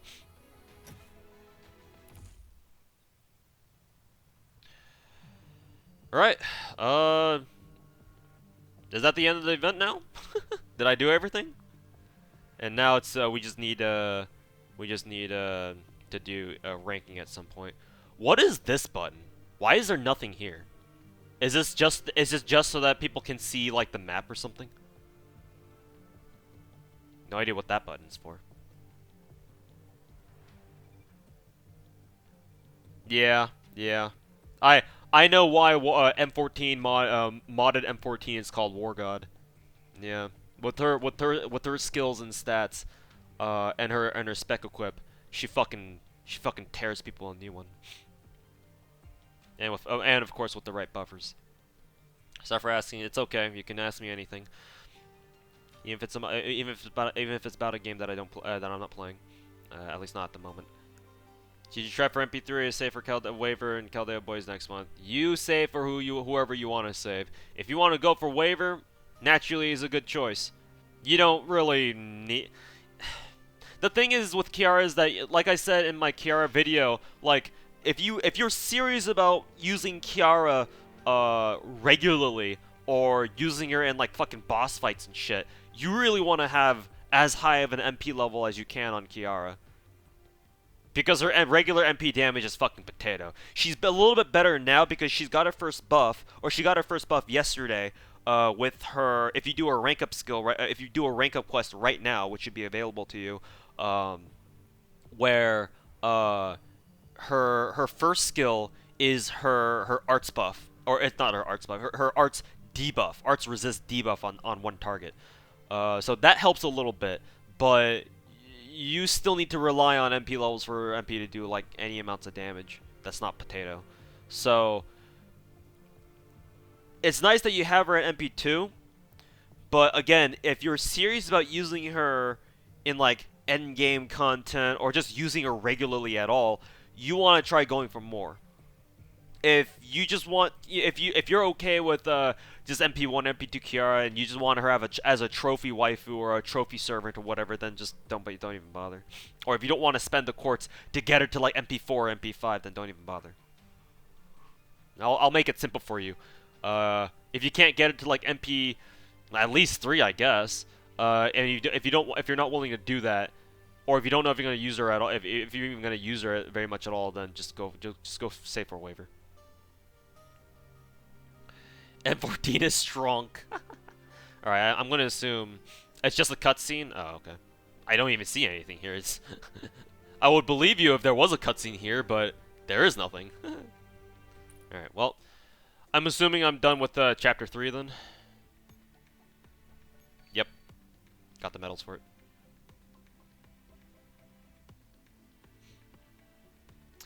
Rest assured, there won't be a next time, just like the World Wars. I get the feeling that's a reference to something, because this game has hella references. In any case, that's it. That's CT, I guess. That is CT. For the rest of the stream, I probably, how long I've been streaming? For about 2 hours. I think for about another hour or so, I'm just gonna farm casually for a Python dupe. Because I would like to look for a Python dupe. Where is Python's farm map again? Which one? Oh, I remember. It's fucking Neurofrags, isn't it? Yeah, it's Neurofrags. Okay, let me set up my let me set up the Python farming team. I believe I looked at Seiya's guy and I believe he used G11 and then he used AK-12. I don't know how the hell his AK-12 was so strong, but I had to use AR-15 for mine. AR-15 does a job for me just well. Well, did AR-15 lose some affection somewhere? She probably died somewhere along the way. Probably back at the Vengeance map. And then we need to use a dummy right there. Okay, we're good. All right. He needs to get all the bad ends to get the cutscene. Did I miss one? I thought I did all of them. Which one am I missing? Because I specifically went back to go to get all the alt routes, right? Because you kind of need that to, or do you even need that? I don't even fucking know. All the bad ends for, yeah, exactly. All the bad ends for every chapter. I thought I did that. So if there's nothing showing up here, then I guess that means that I missed one somewhere. But I thought I did all of them. Kind of wish there was a way to like figure out what ending you're missing, because I really don't want to have to go back all the way fucking back and try to fucking browse through everything. If you want to be lazy, you can farm Python with auto resupply on with only 1 AR, 3 checks per run. I like doing the full one, because that's what it's 3 checks and then yeah, I'll just do the full one. I don't give a fuck. If you're using GFC, you can check the rewards tab. You should be able to use that to check if you're missing the bad end. Unfortunately, the problem with that is that I already redeemed all my rewards. So, yeah, that's... I can't imagine how I would be able to use that by this point. He loves YouTube chat more. Well, it's just that YouTube chat is typically faster than Twitch chat.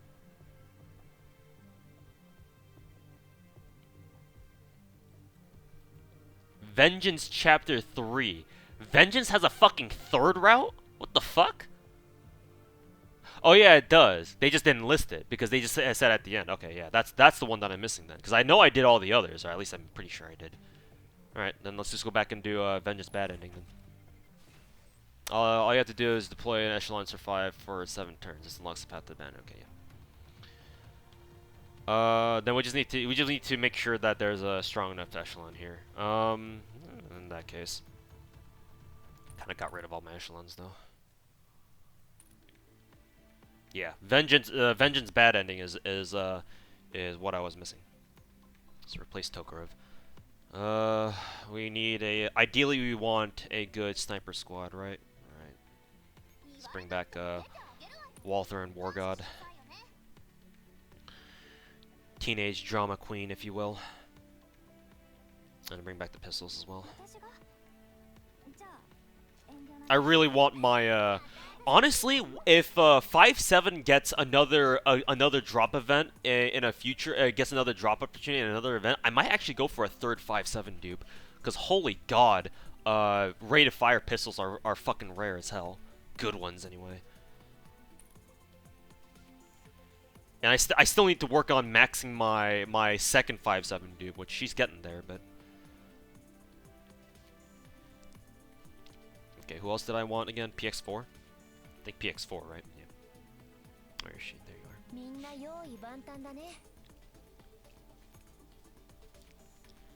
Okay, it doesn't really matter if they have whatchamacallit, suppressors or not, because they're not really gonna do shit for damage. Pistols and all that.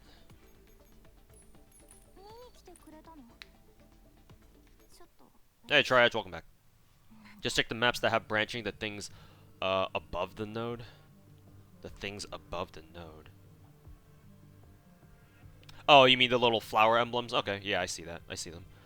But I mean, even then, it doesn't really tell you, like, for example, I'm missing the bad ending for Vengeance because I didn't do that yet. So how do I know, looking at Vengeance, how do I know if I'm even missing anything there if I didn't know that, if I didn't remember that I didn't do the bad ending for Vengeance yet? Let's see. Put that there.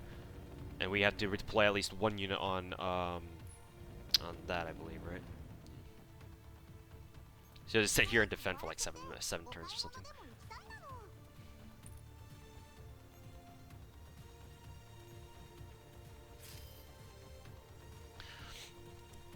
Do I have to fucking backtrack? Oh god.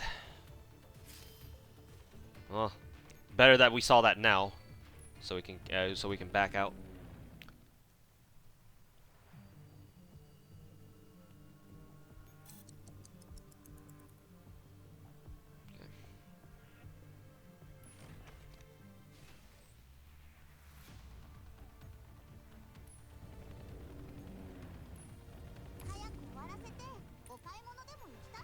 Alright, we just sit here for like 7 turns or something, right? Yeah.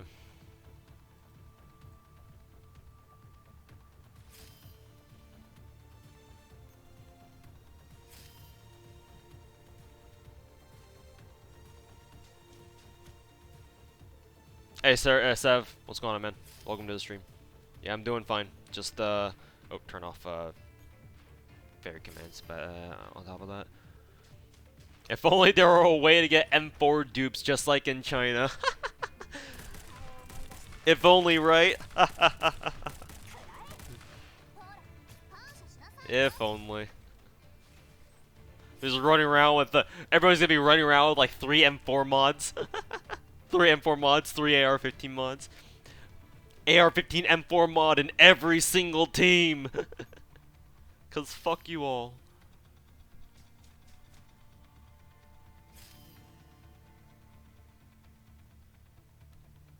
Show us chapter 3 so we can see what you missed. Oh, that you said that before.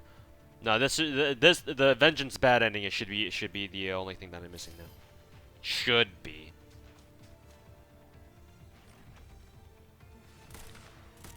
Gotta move Manticore. Will they even? Actually, these guys aren't the ones that. These guys aren't the threatening ones. The Manticores. It's the Thunderers or whatever the name is. That are the actual threats. CN got M4 dupes. Yeah.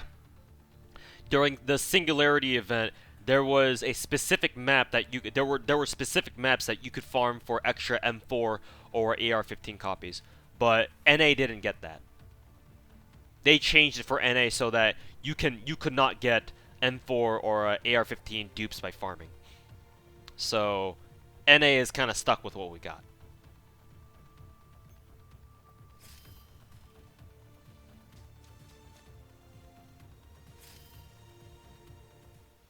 Alright, there we go.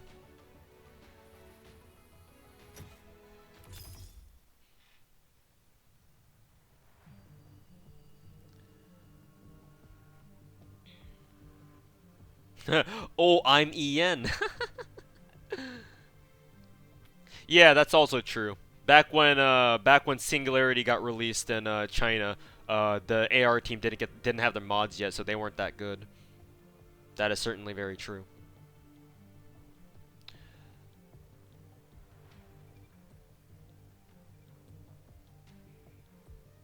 So wait, did I get the band ending or not?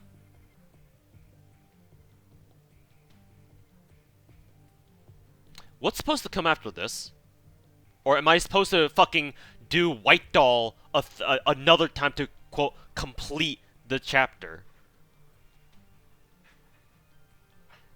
Why do they hate us? They don't, is the funny thing. Have I backtracked yet? Yeah, I did that before doing this. Because somebody in Twitch chat reminded me to. One more node to the right of it. Am I missing something? Mark? Or New Hope?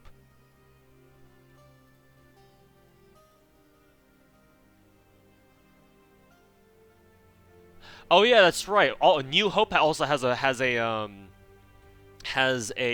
alt ending too, doesn't it? Yeah, let's do this now. So never mind. I fucking lied. Like I thought I would. Because you have to do the alt route on New Hope as well. Just go straight over towards the radar node. At least this one's very simple.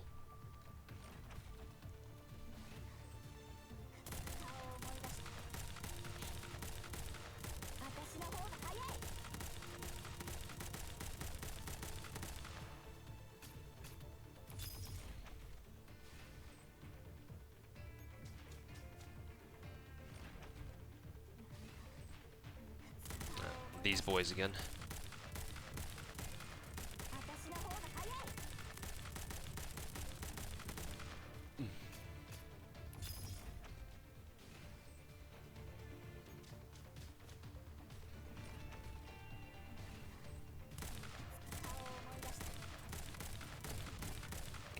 Why is nobody targeting the fucking mine layer?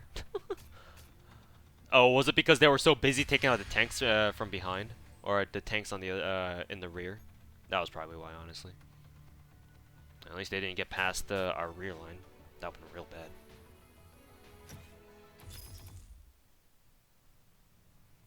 Any plans to do a Toho frontline video? No. that's that's fucking weird. That I don't know how the hell that would fit thematically.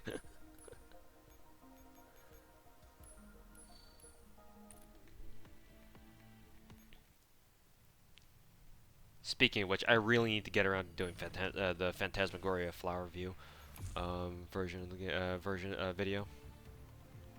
AK had 142,000 fucking attack power.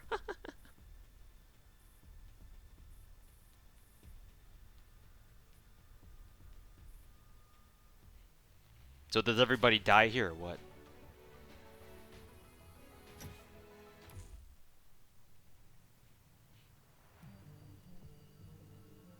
Okay, is that the last thing? Yes.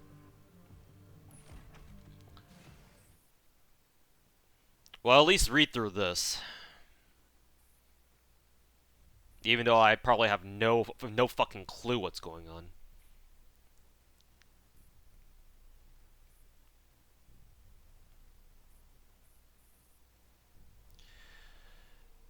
Yeah, all this fucking conceptual bullshit.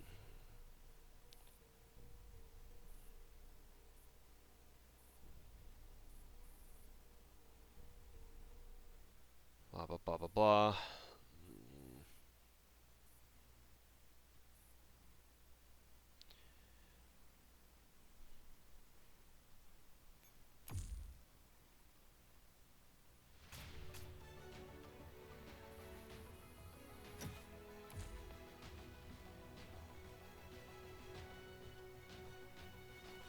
Okay, that's it. Now that is the true end of CT.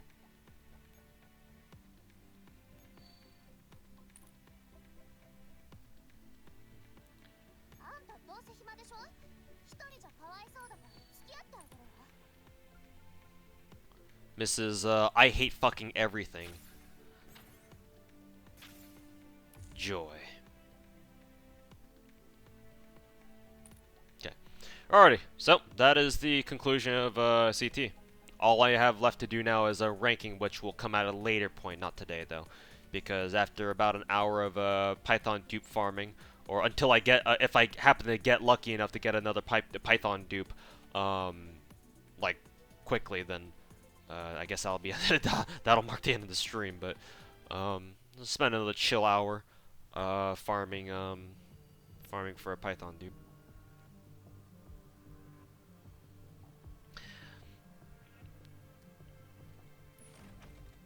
Last minute ranking run, yeah, no. Yeah, no. Let's see if I remember how to farm this properly. At least the full route and not the lazy way. Alright. Turn off the game volume and then turn on some beats. So if y'all don't mind.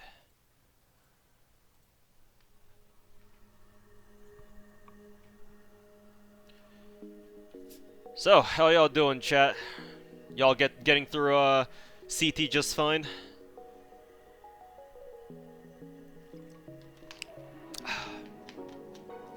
The beats, yes, the beats. Still grinding for Python? Well, hopefully you get her sooner rather than later. Wish you luck.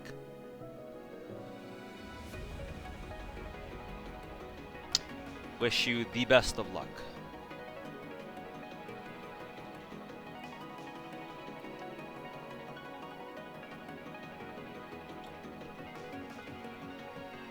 Still farming a Remington? Yeah. Remington actually took me less runs than Python, which is kind of surprising. But I guess that's how it turns out sometimes. Just finished chapter 5 in Arknights. Cool, cool. Did you get Chen? I know everybody's pretty excited about rolling Chen. I'll be in X-Slice's stream once he starts streaming tonight to tune in for his Chen pulls. I saw Tectone streaming earlier today as well. He's got like fucking 2,000. He had like fucking 2,000 viewers in his stream. Epic one.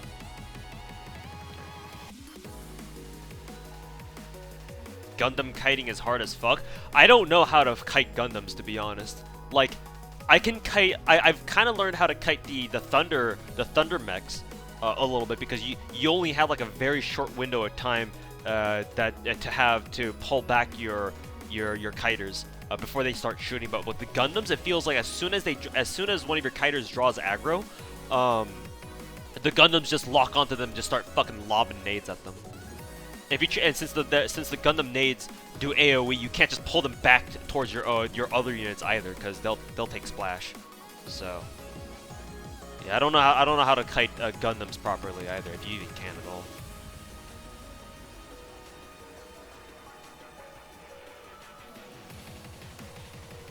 Roll 10 here, first 10. Oof. Good. That's some good shit right there.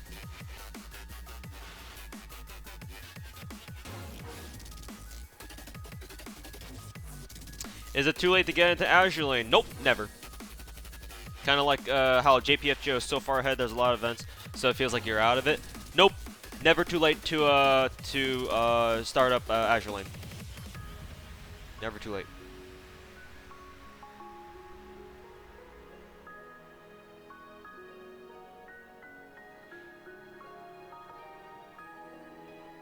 Oh, the ones that I'm trying to refer to are called Hydra. Those are called Hydras? And what the fuck? Why is AR-15 down there? I have to remember to change her position again. Is she gonna fail this? Oh, she barely didn't.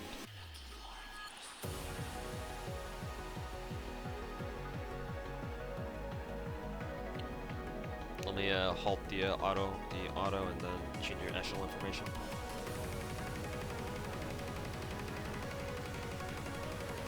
But no, Azure Lane is not going to be as harsh as JPFGO or FGO NA even, where if you miss a whole lot of content, you're kind of fucked in your ass. No, it's not the same in Azure Lane. It's a lot. The game is a lot kinder to you if you're joining later into the game's life cycle. Question: how can I make my HOCs farming stream, Paul, I guess. How can I make my HOCs are in range so the 2-2 laser ninjas don't eradicate because BGMs are taking a tea break? Well, the thing is that remember that at least BGM has a 2-tile range. So if an enemy echelon attacks into one of your regular teams, you just need to make sure that your BGMs are just right behind them, and they're out of the way, so they themselves don't take aggro. Just make sure they're within 2-tile range, dude, and they should automatically be able to support whatever teams that get attacked. Almost done with Polaris. Hey man, you got like another 7.5 hours. So, in case anybody's still farming Polaris, because we're gonna go straight into the Russian event, starting tonight. I feel like with Tech, you kind of know he's gonna get his new unit because Spheres are gonna keep doing it until he does. I mean, I know I know something. I know I'm gonna get some backlash for this one way or another. But I would like to speak my mind about that because I guess I guess I can visualize myself in a similar position. And actually, not really though. But the thing with Tectone is that I took a look at his YouTube channel, and he's been doing like gotcha game, mobile game content on YouTube for a while now. But it really seems like he super blew up with Arknights. Like Arknights, everybody has that one game. Like if you're a content creator, right, and you've been at it for a while, and you're looking for that one game that really puts you out there on the map, Tectone's game is Arknights because there's a lot of hype behind Arknights, and he's there at the he was in the right place making the right content at the right time, and now he's got what he's pulling in easy tens of thousands of views per video, and he's got fucking 2k viewers easy on his Twitch stream, at least earlier today. Maybe it's because today's Chen banner, so maybe he had a bit more viewers than usual. So yeah, I guess in that sense, I guess his roles wouldn't be as hype because he's got his chat to support him.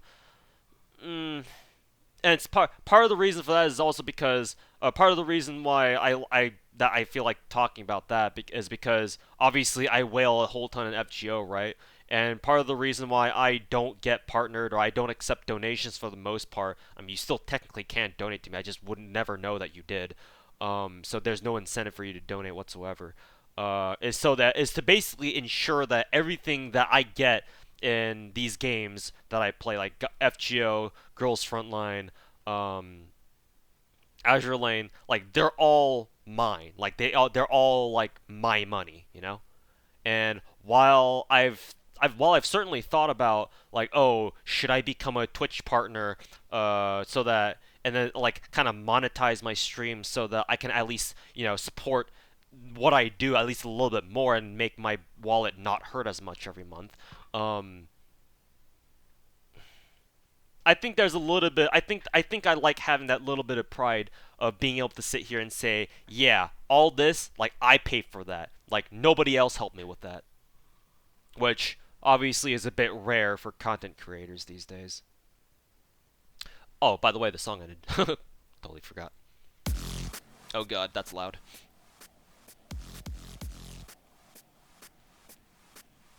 What was Toa's game? My game was well. Here's the thing, right? I'm kind of an oddball.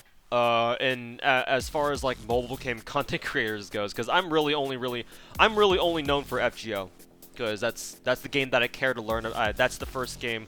That's the game that I cared to learn about, and that's the game that I'm most invested in. But I didn't start out making videos on mobile games. I started out making videos on FPSs. Combat Arms was the first game that I really kind of put myself out there on the map on, at least a little bit, wherever it was relevant. Um, that's where the majority of my subscribers on my YouTube channel come from, actually, is from my old Combat Arms days, like 8 or 9 years ago by this point. Wow. Now that I think about it, my YouTube channel is actually almost a fucking decade old. But, yeah. That's when I first started making content. And then kind of like as the years went on, Combat Arms slowly started dying off, and then I started kind of like I started kind of like removing myself from making videos too, because IRL and stuff, and Combat Arms was dying, so there wasn't really much incentive for me to make videos on that game anymore. So there was a point in time where I was just gonna straight up fade into anonymity. Is that the right word? Anonymity? I don't know. I never know how to pronounce that word properly. But there was a chance. There was a real chance that I wouldn't be streaming here today, and I would just be doing fucking whatever else normie shit that's out there that I'd be more interested in. I've been playing FPSs, I guess. But I would have stopped being a content creator for good, and just kind of like do my own thing. Just be a fucking wallflower nobody. If it weren't for FGO.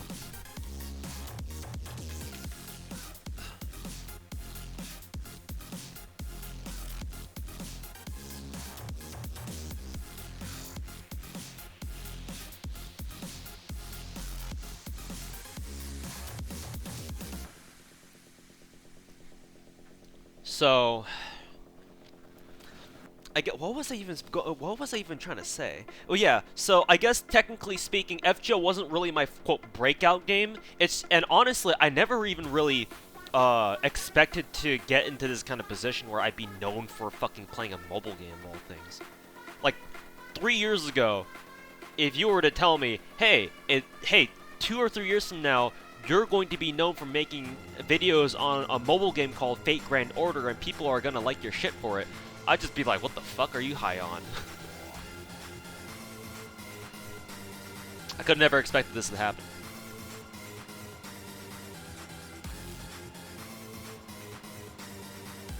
I'm doing full clear for 4 checks instead of 3.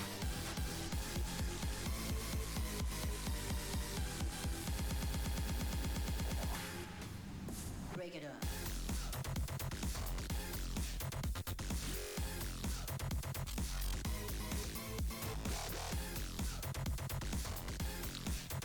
Was hoping for min-max Arknights. Would like it if, I mean, if I had the time, I wouldn't mind, actually. The more I watch Arknights, the more I want to play it, but I know I can't because I would just literally run out of time, in the day. I cannot physically add, another mobile game. That's just not possible. Would you be whaling the same? Yeah. Actually, no. No, I would not be. I wouldn't be. Because, I'm gonna be real honest, whaling hurts. Whaling hurts. I spent a good amount of fucking money on FGO, and I guess now that I'm playing Azure Lane and Girls Frontline, on those games as well.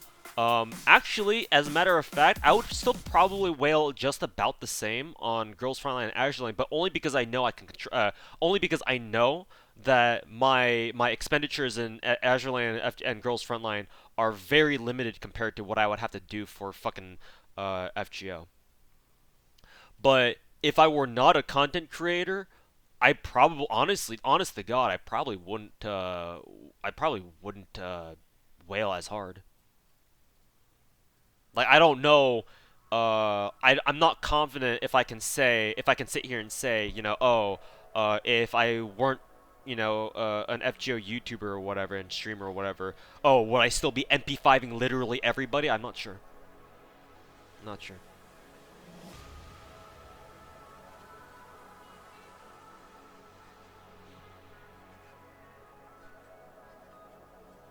Are you gonna play Grand Cross Global, bro? Did you not hear what I just said like 2 minutes ago? when I went on that whole spiel about I literally don't have enough time to add another mobile game to my repertoire.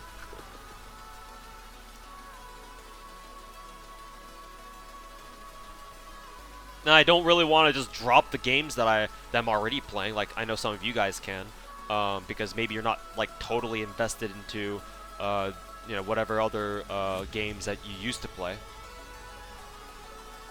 Like, I don't want to have to drop the other games I'm already playing. I'm kind of already in it deep, you know?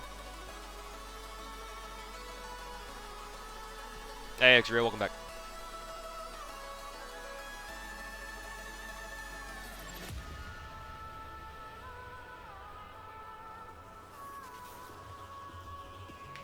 Next COD stream? God, I don't know. Probably not even gonna happen. I'm not really interested in playing, much anything else anymore because I'm just so busy.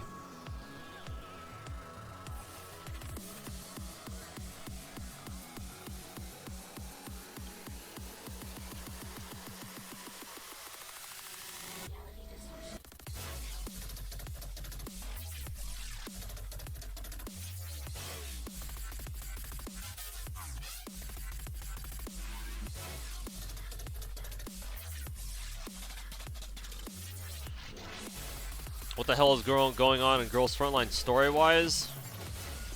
And CT? All I know is that you got captured by the enemy and you're getting tortured to tell them what happened during a certain event. And the bad ends are basically you lying to them.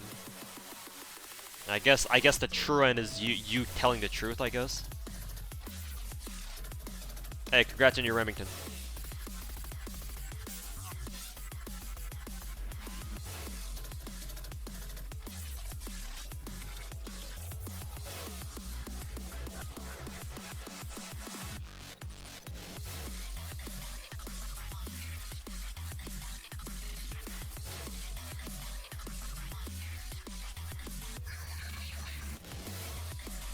You might be the only one who dropped FGO and Azure Lane for Girls Frontline. Yeah, that's very rare.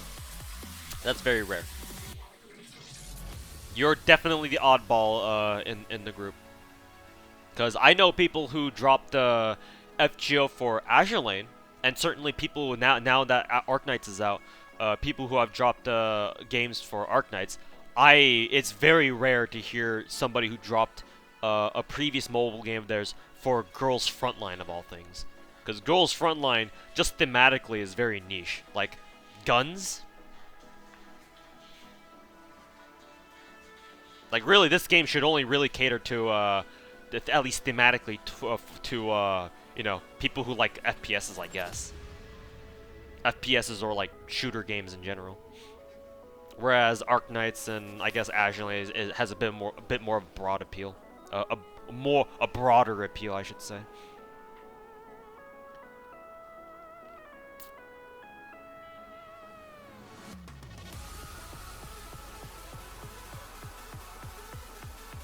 I mean, that's what got me into this game. I don't even know how to say your fucking name. Curious? Oh, Curious, of course. That's what got me into this game.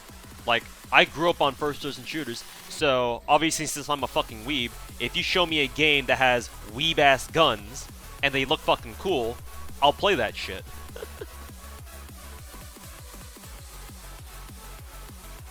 A lot of people are dropping FGO nowadays for some reason. Did something happen to the game that I'm not aware of? That's always been a thing. And despite that, FGO is still one of the biggest mobile games in the West anyway. At least as far as the Wii games are concerned. Just because Fate carries the IP so hard. But that's always been a thing. That's always been a thing.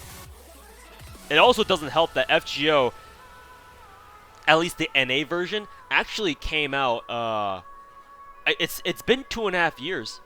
And 2.5 years is a pretty long time. And so you've got all these other games coming out after FGO that obviously people are going to be more excited for because people like new and exciting things.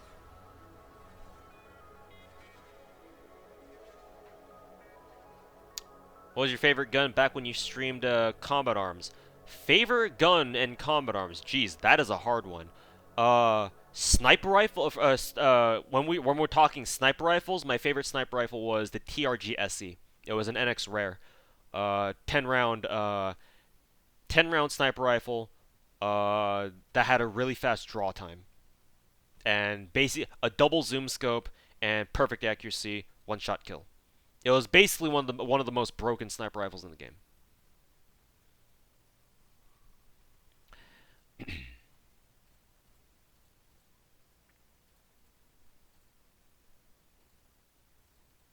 However, the Walther 2000 was actually in that game, and along with the DSR 50. It was just called the DSR 1 Tactical back then.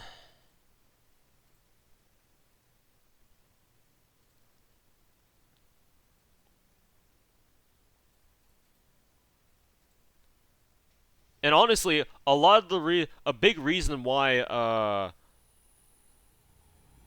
have so many married guns is because I've used them across a lot of different first-person shooters.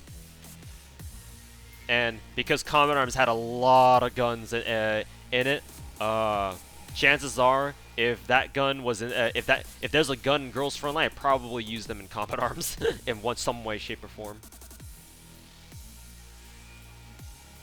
How much wealth? 416 CQB. LOL. G36E default scope, most broken assault rifle in the game. Oh, that's all you fucking needed. Forget 416. G36E was all you needed. How much wealth would they gain if they had FGO had a Girls Frontline or Arknights gameplay? Would whales?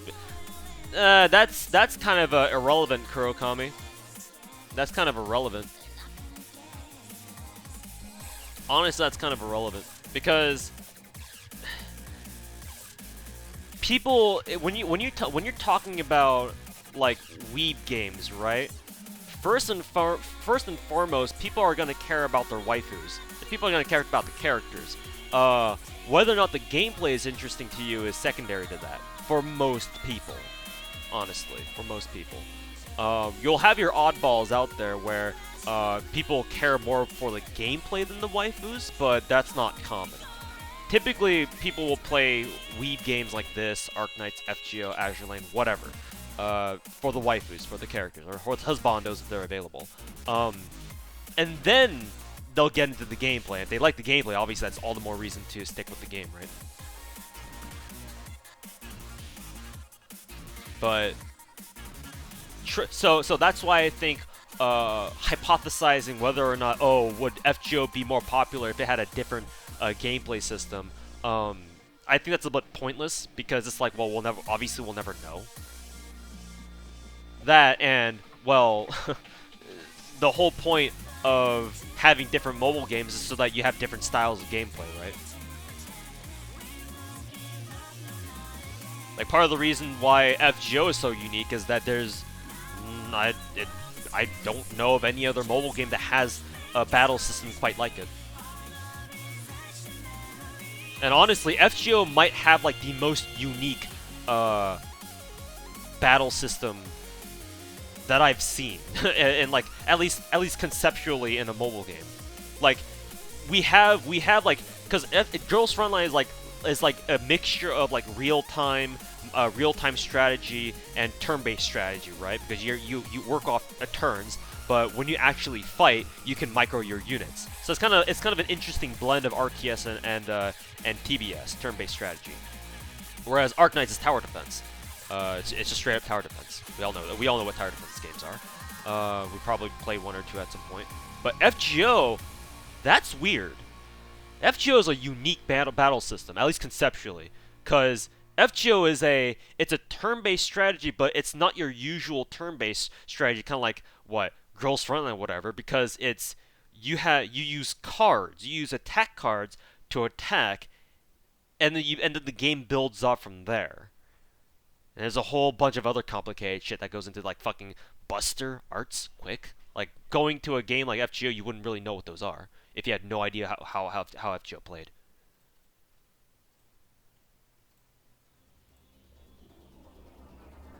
So story carries FGO more than gameplay does. I will agree with you, actually. I will actually agree with you, but only for the fact that FGO is terrible at explaining its own game mechanics. FGO is by far, at least from the mobile games that I play, by far the worst at explaining its own mechanics. Because FGO barely has a fucking tutorial system, and the gameplay system is way more complicated than what most people are aware of.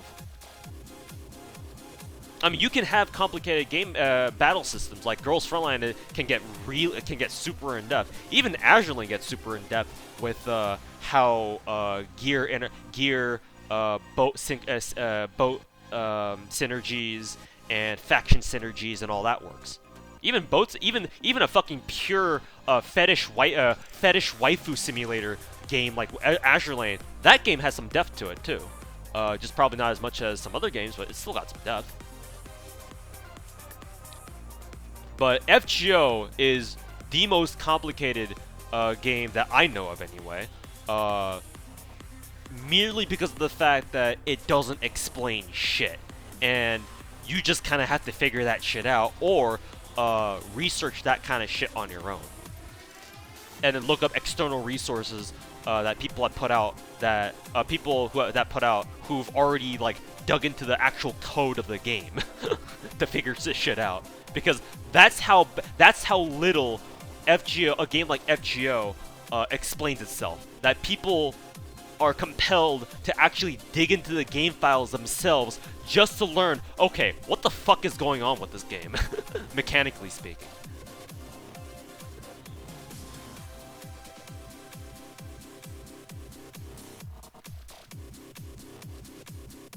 Girls Frontline tutorial doesn't even work?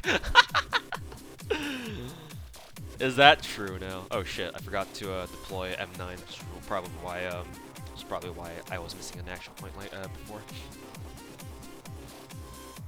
What would happen if the overkill bug is fixed? Then quick meta would cease to exist.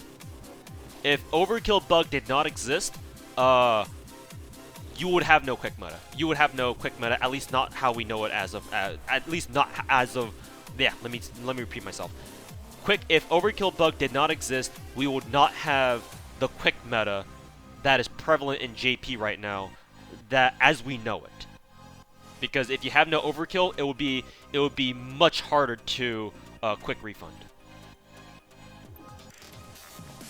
Hey, congrats on your Python.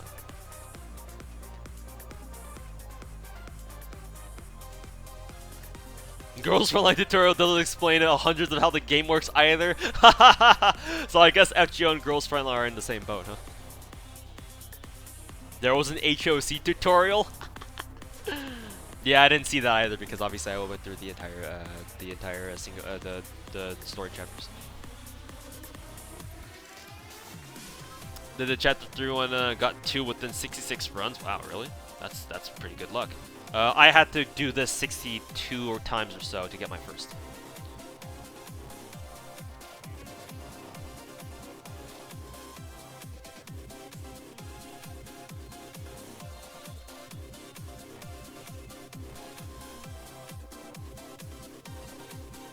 I don't know about that, Uncle Merlin.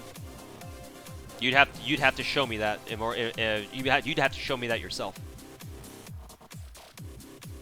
I had to watch your video on Girls Frontline just to know what the hell I was doing. Well, thanks for watching the video, I guess.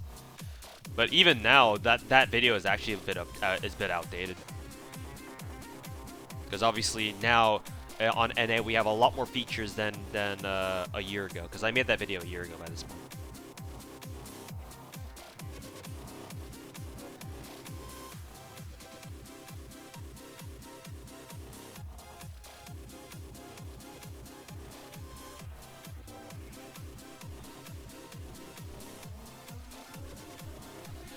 You had to read Emiya's interlude to get the tutorial on Man, Sky, Earth. Yeah, that and Da Vinci's. I think Da Vinci also tells you about it in like Camelot or wherever. Even then, though, the game only tells you about it. It doesn't tell you what exactly it does. So that kind of information is fucking useless. So it's like, oh yeah, man, earth, or sky. Oh yeah, you're more effective. Man is effective against the sky. Sky is effective against earth, and earth is effective against man. And you have star and beast that are doing whatever the fuck they want to do. But the game doesn't tell you like what their effectivenesses are. And hell, it's confusing knowing what fucking attribute the enemies are to begin with. So it's like, well, like bro. Yeah, you can tell us that, but it's like, what? How are we even gonna put that kind of knowledge, that kind of information to use in the first place? I gotta know what it does first, in order to know what to do with it, or figure out what to do with it.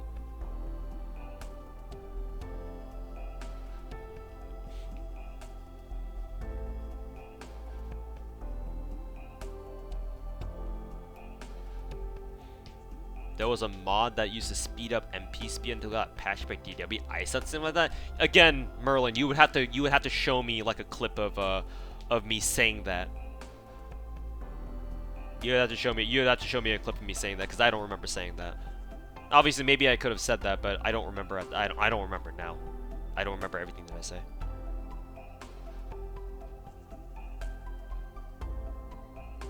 Could you do a WTF is? Kind of like what Total Biscuit used to do. I think Total Biscuit was the guy who used to make the WTF is, right? Because I used to watch the videos back in the day.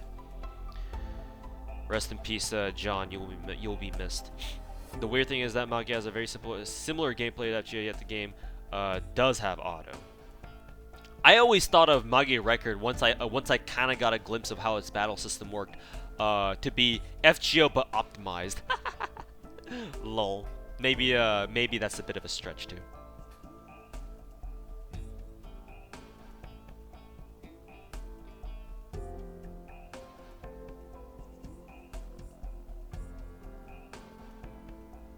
This is you're playing Arknights. I'm not kidding when I tell you that I want to play Arknights, but I can't because I know I wouldn't have the time for it.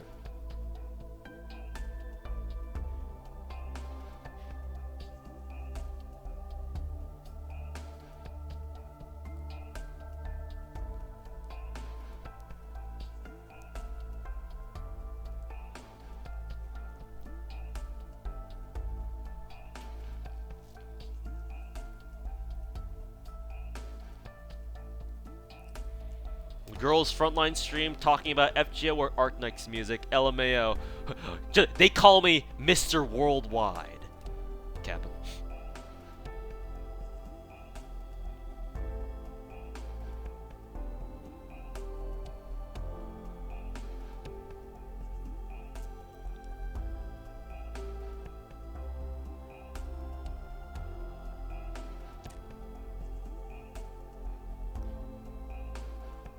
Mr. Gotcha Wide.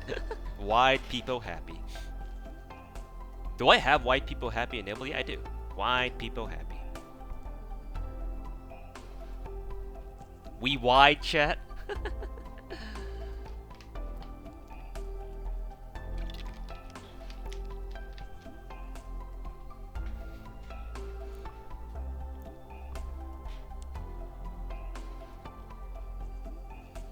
Is that image under the girl's phone? Yes.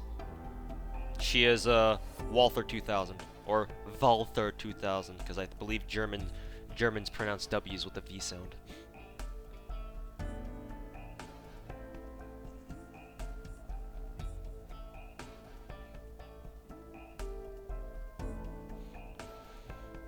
Arknights would suit you very well. Maybe. I mean, I just love. I used to play a lot of tower defense games back in the day, especially during like middle school and a little bit into high school. I remember going to our computer lab in middle school with my friends, and I told the story before, but back in middle school we used to have. We used to be able to go to the computer lab to play games if you didn't want to just go out to the playground with like all the other fucking normie kids to play like basketball or whatever, or just hang out during lunch or whatever and just talk with friends. So me and my friends used to, after we ate lunch, we would eat lunch real quick. Then for the rest of lunch, for like 20 or 30 minutes or whatever, we'd book it straight for the computer lab, and then every day during the week, except for Thursdays, I think it was either Thursdays or Wednesdays. I think it was Thursdays. We would have this not old, but we'd have this Chinese lady who was also our math club teacher, our math club teacher, and who would host math clubs, our math club meetings after school. She wasn't an actual staff member of the school, but she was more like a club teacher, if that makes any sense. But she also doubled as faculty, so that she would have the computer lab open for us during lunchtime. And she used to have a rule saying like no shooting game, no fighting game, no violent game, no violent game. And part of the fun of going to the computer lab was trying to find like the right game where it would be fun to play, and it wouldn't be boring as fuck, because it's not like your typical, violent video, quote unquote violent video game. So one of the games that we found that we could actually play while she was around was a tower defense game called Xenotactics 3. I don't know if it's still around, maybe it is, but we used to play that game as like our loophole game, because when we first started playing it, just to see how she would react, that one Chinese lady would react. She came up to us and was just like, what is this game? And we were like, no, oh, this is a strategy game, not violent game, strategy game. And we managed to convince her that it wasn't a violent game, it wasn't like a shooting game, it was a strategy game. And technically we were right, because it was tower defense. It was fucking Xenotactics 3 though, so basically you're shooting fucking aliens. But I remember we managed to convince her that that wasn't an actual like violent game. So that was one of our loophole games, and we used to play that a lot. It was a lot of fun. So I have some good memories with tower defense games. So I would love to try Arknights, but again, like I keep saying, I just don't have the time for it.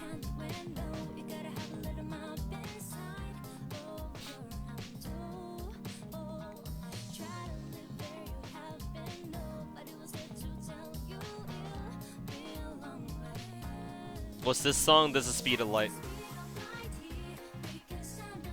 And no surprise, it's from the Arknight soundtrack. No, I haven't tried BTD. Xeno Tactics 3 stream when? God, no.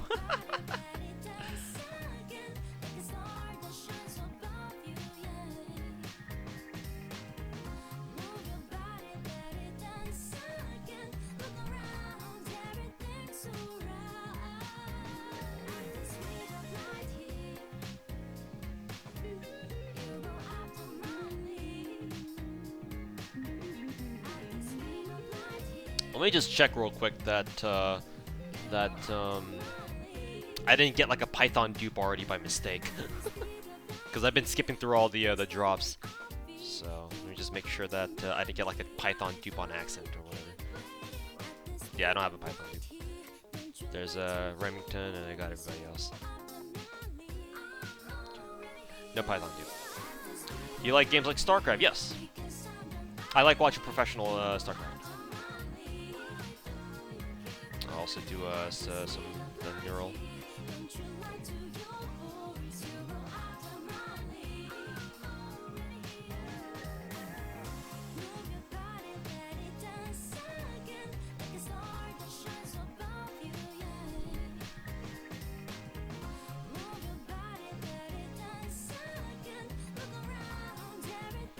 Persona vibes? Yeah, this song is very Persona-y.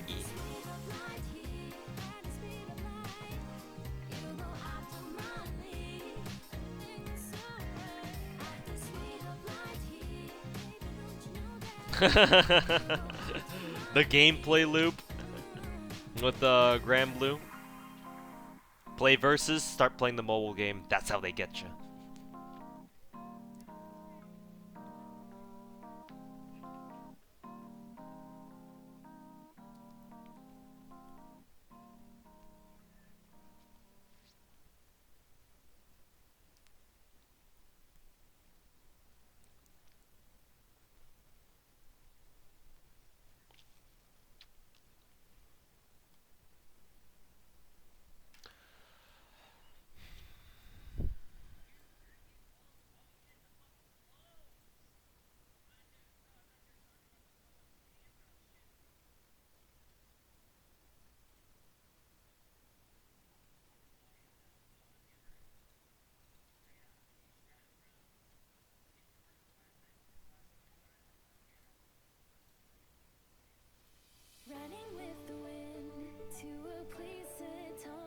I already got out and it dragged you back in.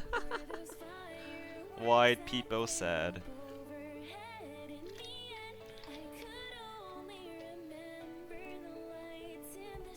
So need to find that Sop Mod Mark II furniture from the boxes. I don't know if I got that. I don't really care about the furnitures. All I care about are the guns.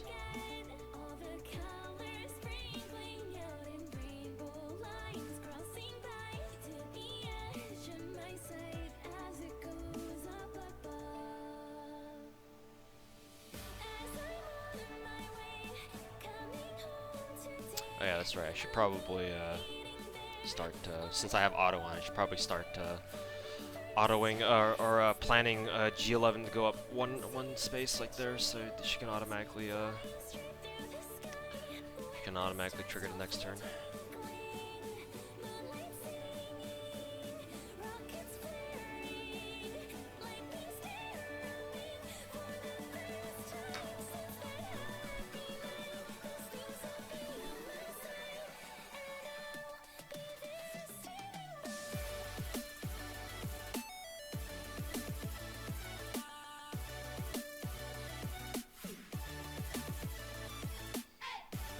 Somehow got the furniture, but no guns yet. Isn't that what's supposed to happen? Also, I will be right back. I'll go hit the bathroom real quick.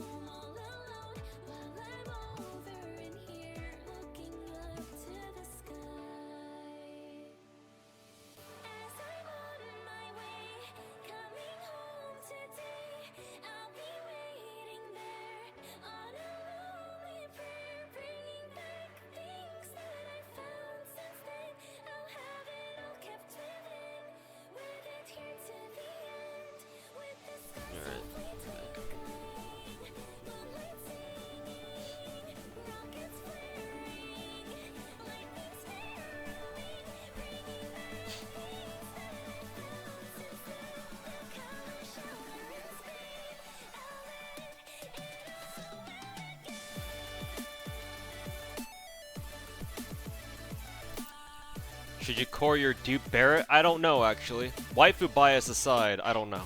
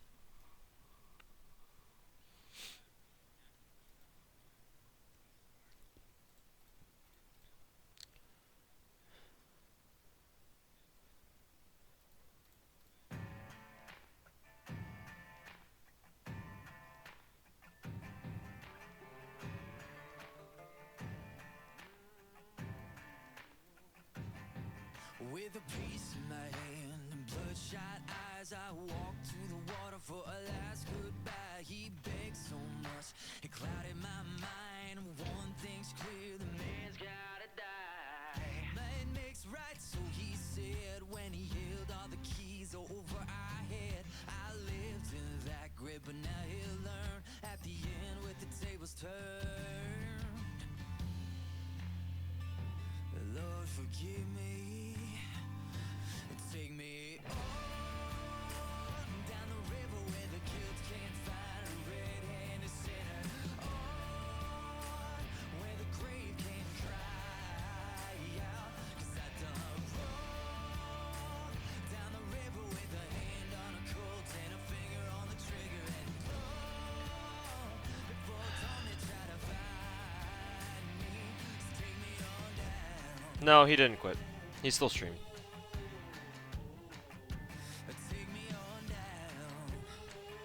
Last I heard is that apparently he did start from scratch with a new NA account, but I've also been told that he also bought that account, so I don't know what to believe. Either way, that's none of my business.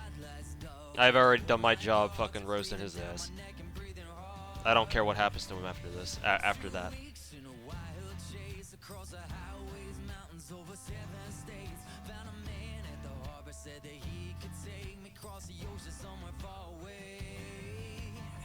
All of 404 have mods besides G11. Oh yeah, that's right. G11 is the only one who doesn't have a mod in the 404 squad, doesn't she? Now that I think about it.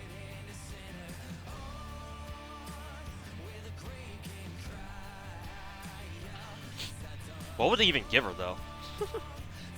I mean, even if we have AN94 or was it AN94? Yeah, even if we have AN94 now, Jill is still pretty fucking good still. Well, what would they even buffer by? How would they even fucking buffer?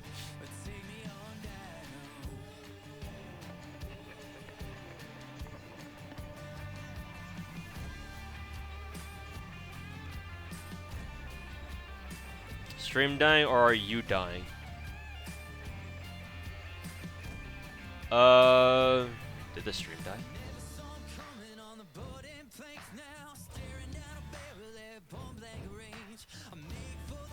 Jumping off the ledge, but not before I get to the chest. Now there's blood and water filling up my lungs. Blood and water filling up my lungs. My heart is beating like a fading drum. Lord, forgive me, here I come. It take me on down the river where the guilt can't find a red-handed sinner. That's fucking weird. Okay, that was Twitch's fault, not mine. OBS is telling me I have no drop frames. Can't be my internet. First it was YouTube going out randomly like that. Now it's fucking Twitch. Is my streaming career fucking dying? Probably.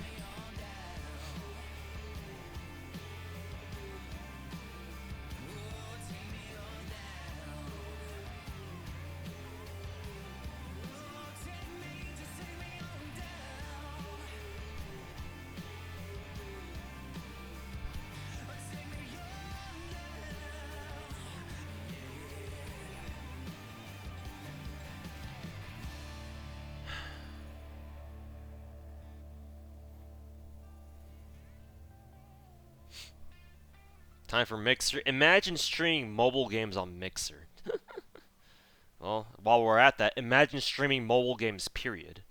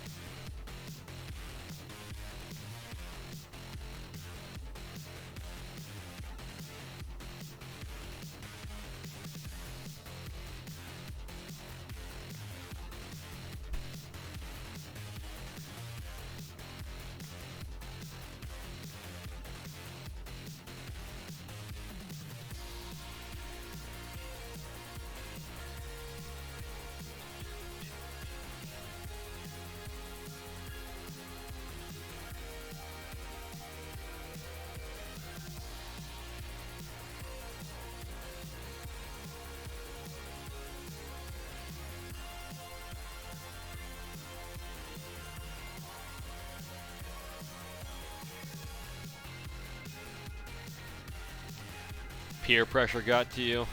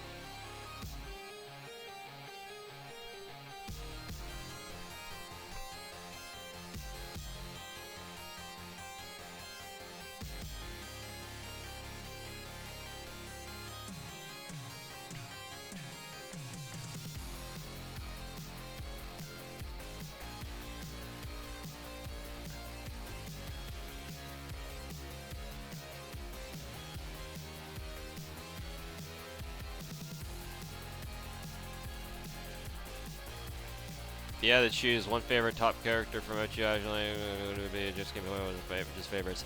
FGO Tomo, Azure Lane Enterprise, Girls Frontline, Walter 2000. Boom, boom, boom.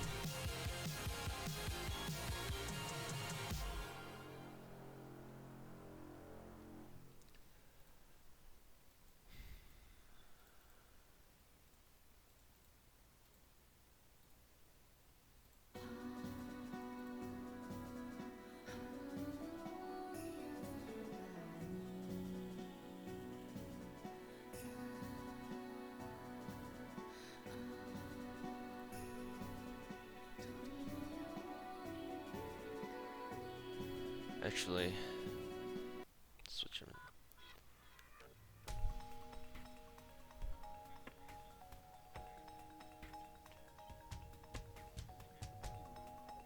Did I finish chapter 3? Yeah, finally did.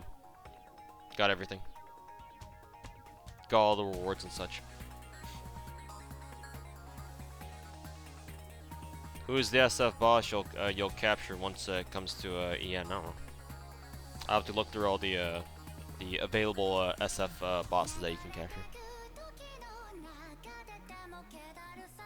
ほらぐるぐる回って私から離れる心 Everything for hospitals. Yeah. I think my favorite characters in Arknights is currently Siege, Chen, Amiya. I know there's a few more. Exusiai. I know her name is pronounced Exia, but I like saying her full name. Texas for sure, and I think there's one more. And Scotty, yeah.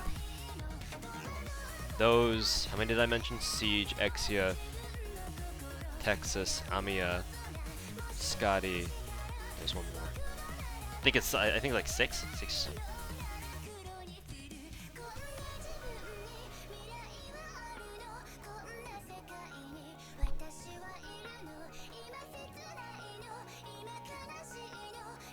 Oh, and Chen. There you go.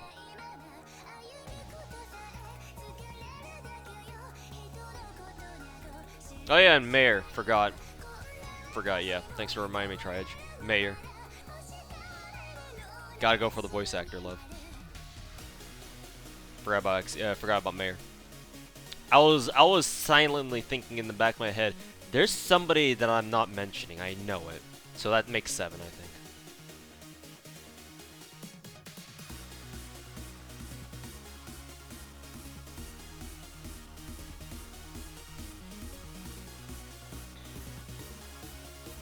While we're mentioning it, I might as well throw this up.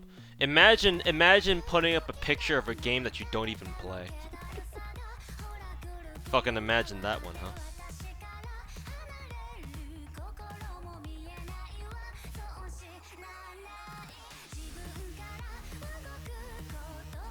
Oof.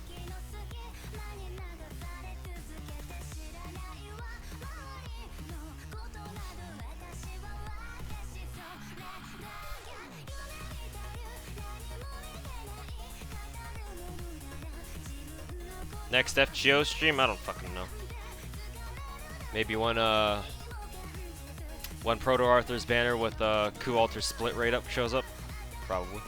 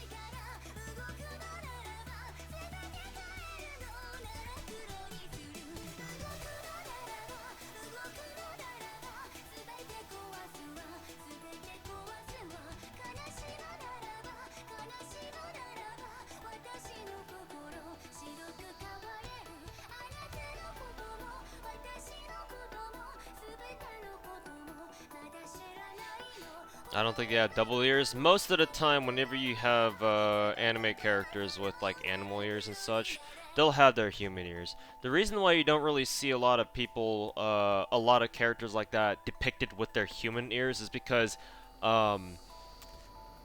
drawing human ears is a real fucking pain in the ass. That and they don't look good. It's kind of like how a lot of artists don't draw noses because noses are weird to draw, and they make your character look worse. Like noses are fucking ugly, dude. Like in most fucking weeb pictures you'll see, either they won't have a nose, or the noses are just gonna be like very subdued. You know, you're not really gonna notice very much. That's because they're fucking ugly. Ears are kind of the same thing. Most artists don't bother drawing ears because they're a pain in the ass to draw, and they look fucking awkward. That and most people probably either don't know how to draw them properly, or they just don't want to put in the effort. Yeah, they'll only really show up on like side shots, side headshots.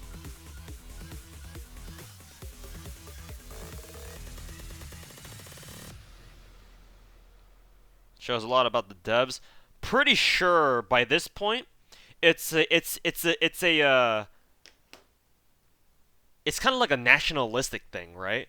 Because all the other devs all the devs for all the other mobile games that I play, Girls Frontline, Azure Lane, and obviously Arknights and other stuff too. Like they're all just like, hey, let's get all our servers up to par and let's have all of them go run shit concurrently. While FGO which is made by a JP company is like, yeah, whatever, bro. Yeah, fucking whatever, dude.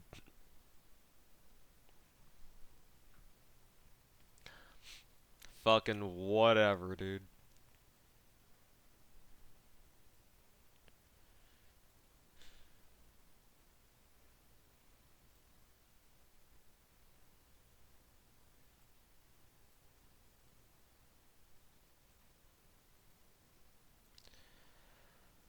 Let's see here.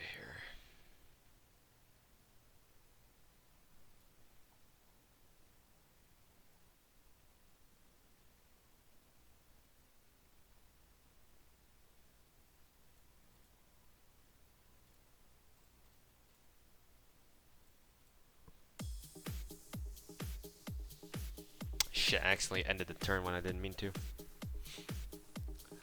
Look at this nerd with a Chen picture on his stream, but not even playing fucking AK. That's exactly the shit that I said earlier.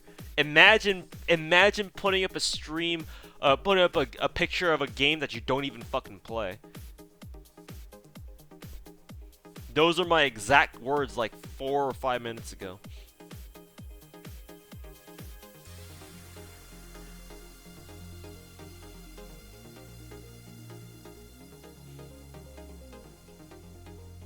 They're losing a lot of money in NA by letting people plan their banners 2 years ahead in advance. I disagree.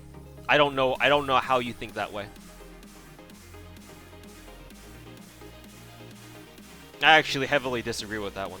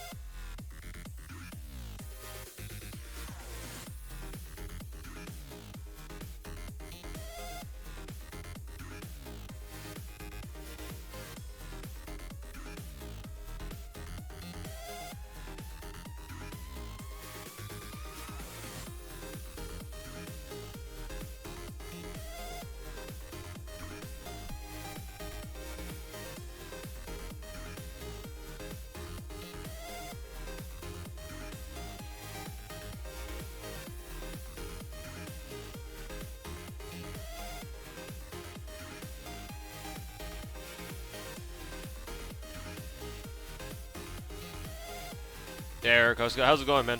I haven't talked to you in a while. Hopefully everything's alright on your end. Yeah, Gorotron, you're catching me at the towards the later end of the stream because I'm about to wrap up the stream real quick. All right, in a little bit here. What do I believe? 2 years in 2 years playing in advance of the fucking godsend, dude.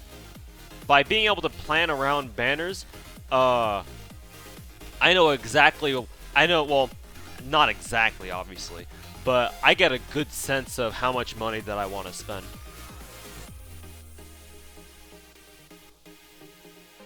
Because think about it, the people who generate the majority of the money for a game, for a gacha game or a mobile game like FGO, they're your fucking Uber whales. And honestly, it shouldn't really matter which server you're on, as far as JP's concerned, because to me, it's like, well, since you're making most of your money from like the Uber whales, right, who fucking whale their asses off for SSRs, they're probably gonna whale no matter what, whether regardless of whether or not they're playing on NA or on JP. If you're the type to, how do I want to say this? If you're the type that, you're not sure if you want to spend money on like an upcoming banner or not, you're probably not like a hyper whale who fucking goes balls deep in literally everything. So, in all honesty, being able to plan your rolls ahead actually makes them more money, in my opinion, because that means that, hey, here's a 2-year roadmap for you to be able to work with and, plan your rolls around. So that way, if you plan on spending money on rolling these future banners that you know will show up, that means that NA has a guaranteed, or at least has at least a guaranteed revenue of money coming in from people who know what to expect coming in the future. Whereas in JP doesn't have that, because who the fuck knows what's gonna come next in what banner. But obviously JP has the advantage of, hey, we're the best server because we have all the shit. Come play JP. And obviously, most of the big whales are. JP already has a ton of fucking whales anyway, so what does it matter? What does it matter to them? You're probably confusing our 2-year EX clairvoyance with the fact that we just don't have as many whales on the NA server, because whaling in mobile games is not as accepted here in the West as it is in the East. So you see that and you consider that, oh, NA's losing money, and when in reality that's less of a hey, this game's losing out on money than it is a more of a cultural thing.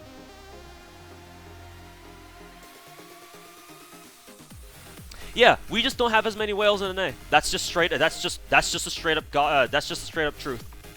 People in the West don't really play mobile games either. At least not like games like FGO. Like, you'll have your normie games like fucking Candy Crush and shit and Clash of Clans, but for the most part, when people think of mobile games, if you go into like a conventional, like your orthodox, Western-minded gaming community, the moment you say mobile, the moment you mention mobile game, you're getting your ass laughed out, because mobile games, who plays those, lol?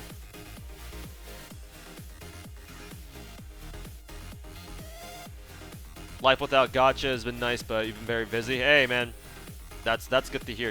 You've broken free. You've been able to break those cuffs. Break these cuffs.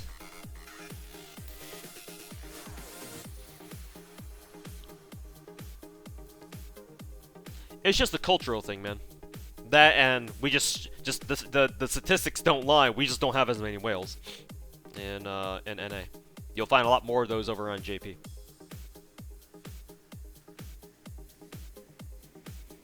Even then, people don't whale in the West. Yeah, people like me are rare, who choose to spend a boatload of money just on a goddamn mobile game.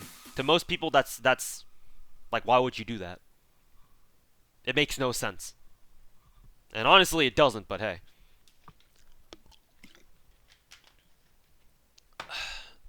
Should you prioritize Shiki's first or third? Level them both up at the same time. They're both important. Try not to get dragged back in like I did. Oof. Oof.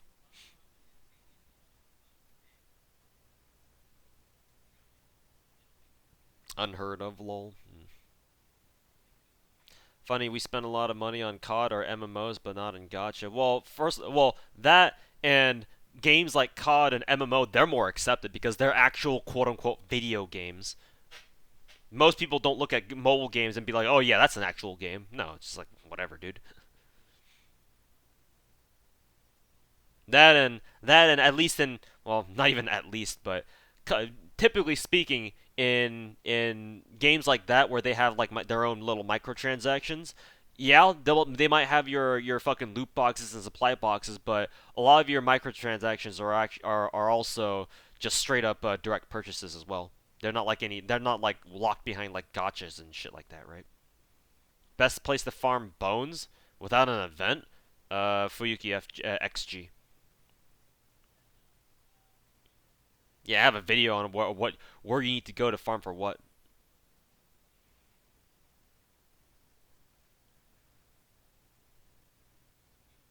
But yeah. Alrighty, boys. I think that's gonna do it for me today, cause I said this was gonna be try to be a bit of a shorter stream, but I've been streaming for about 3 hours now. I did what I wanted to do, which was finish chapter 3, and I said I need to go back to work on the how-to videos for that I want to get out by Sunday. So look forward to that.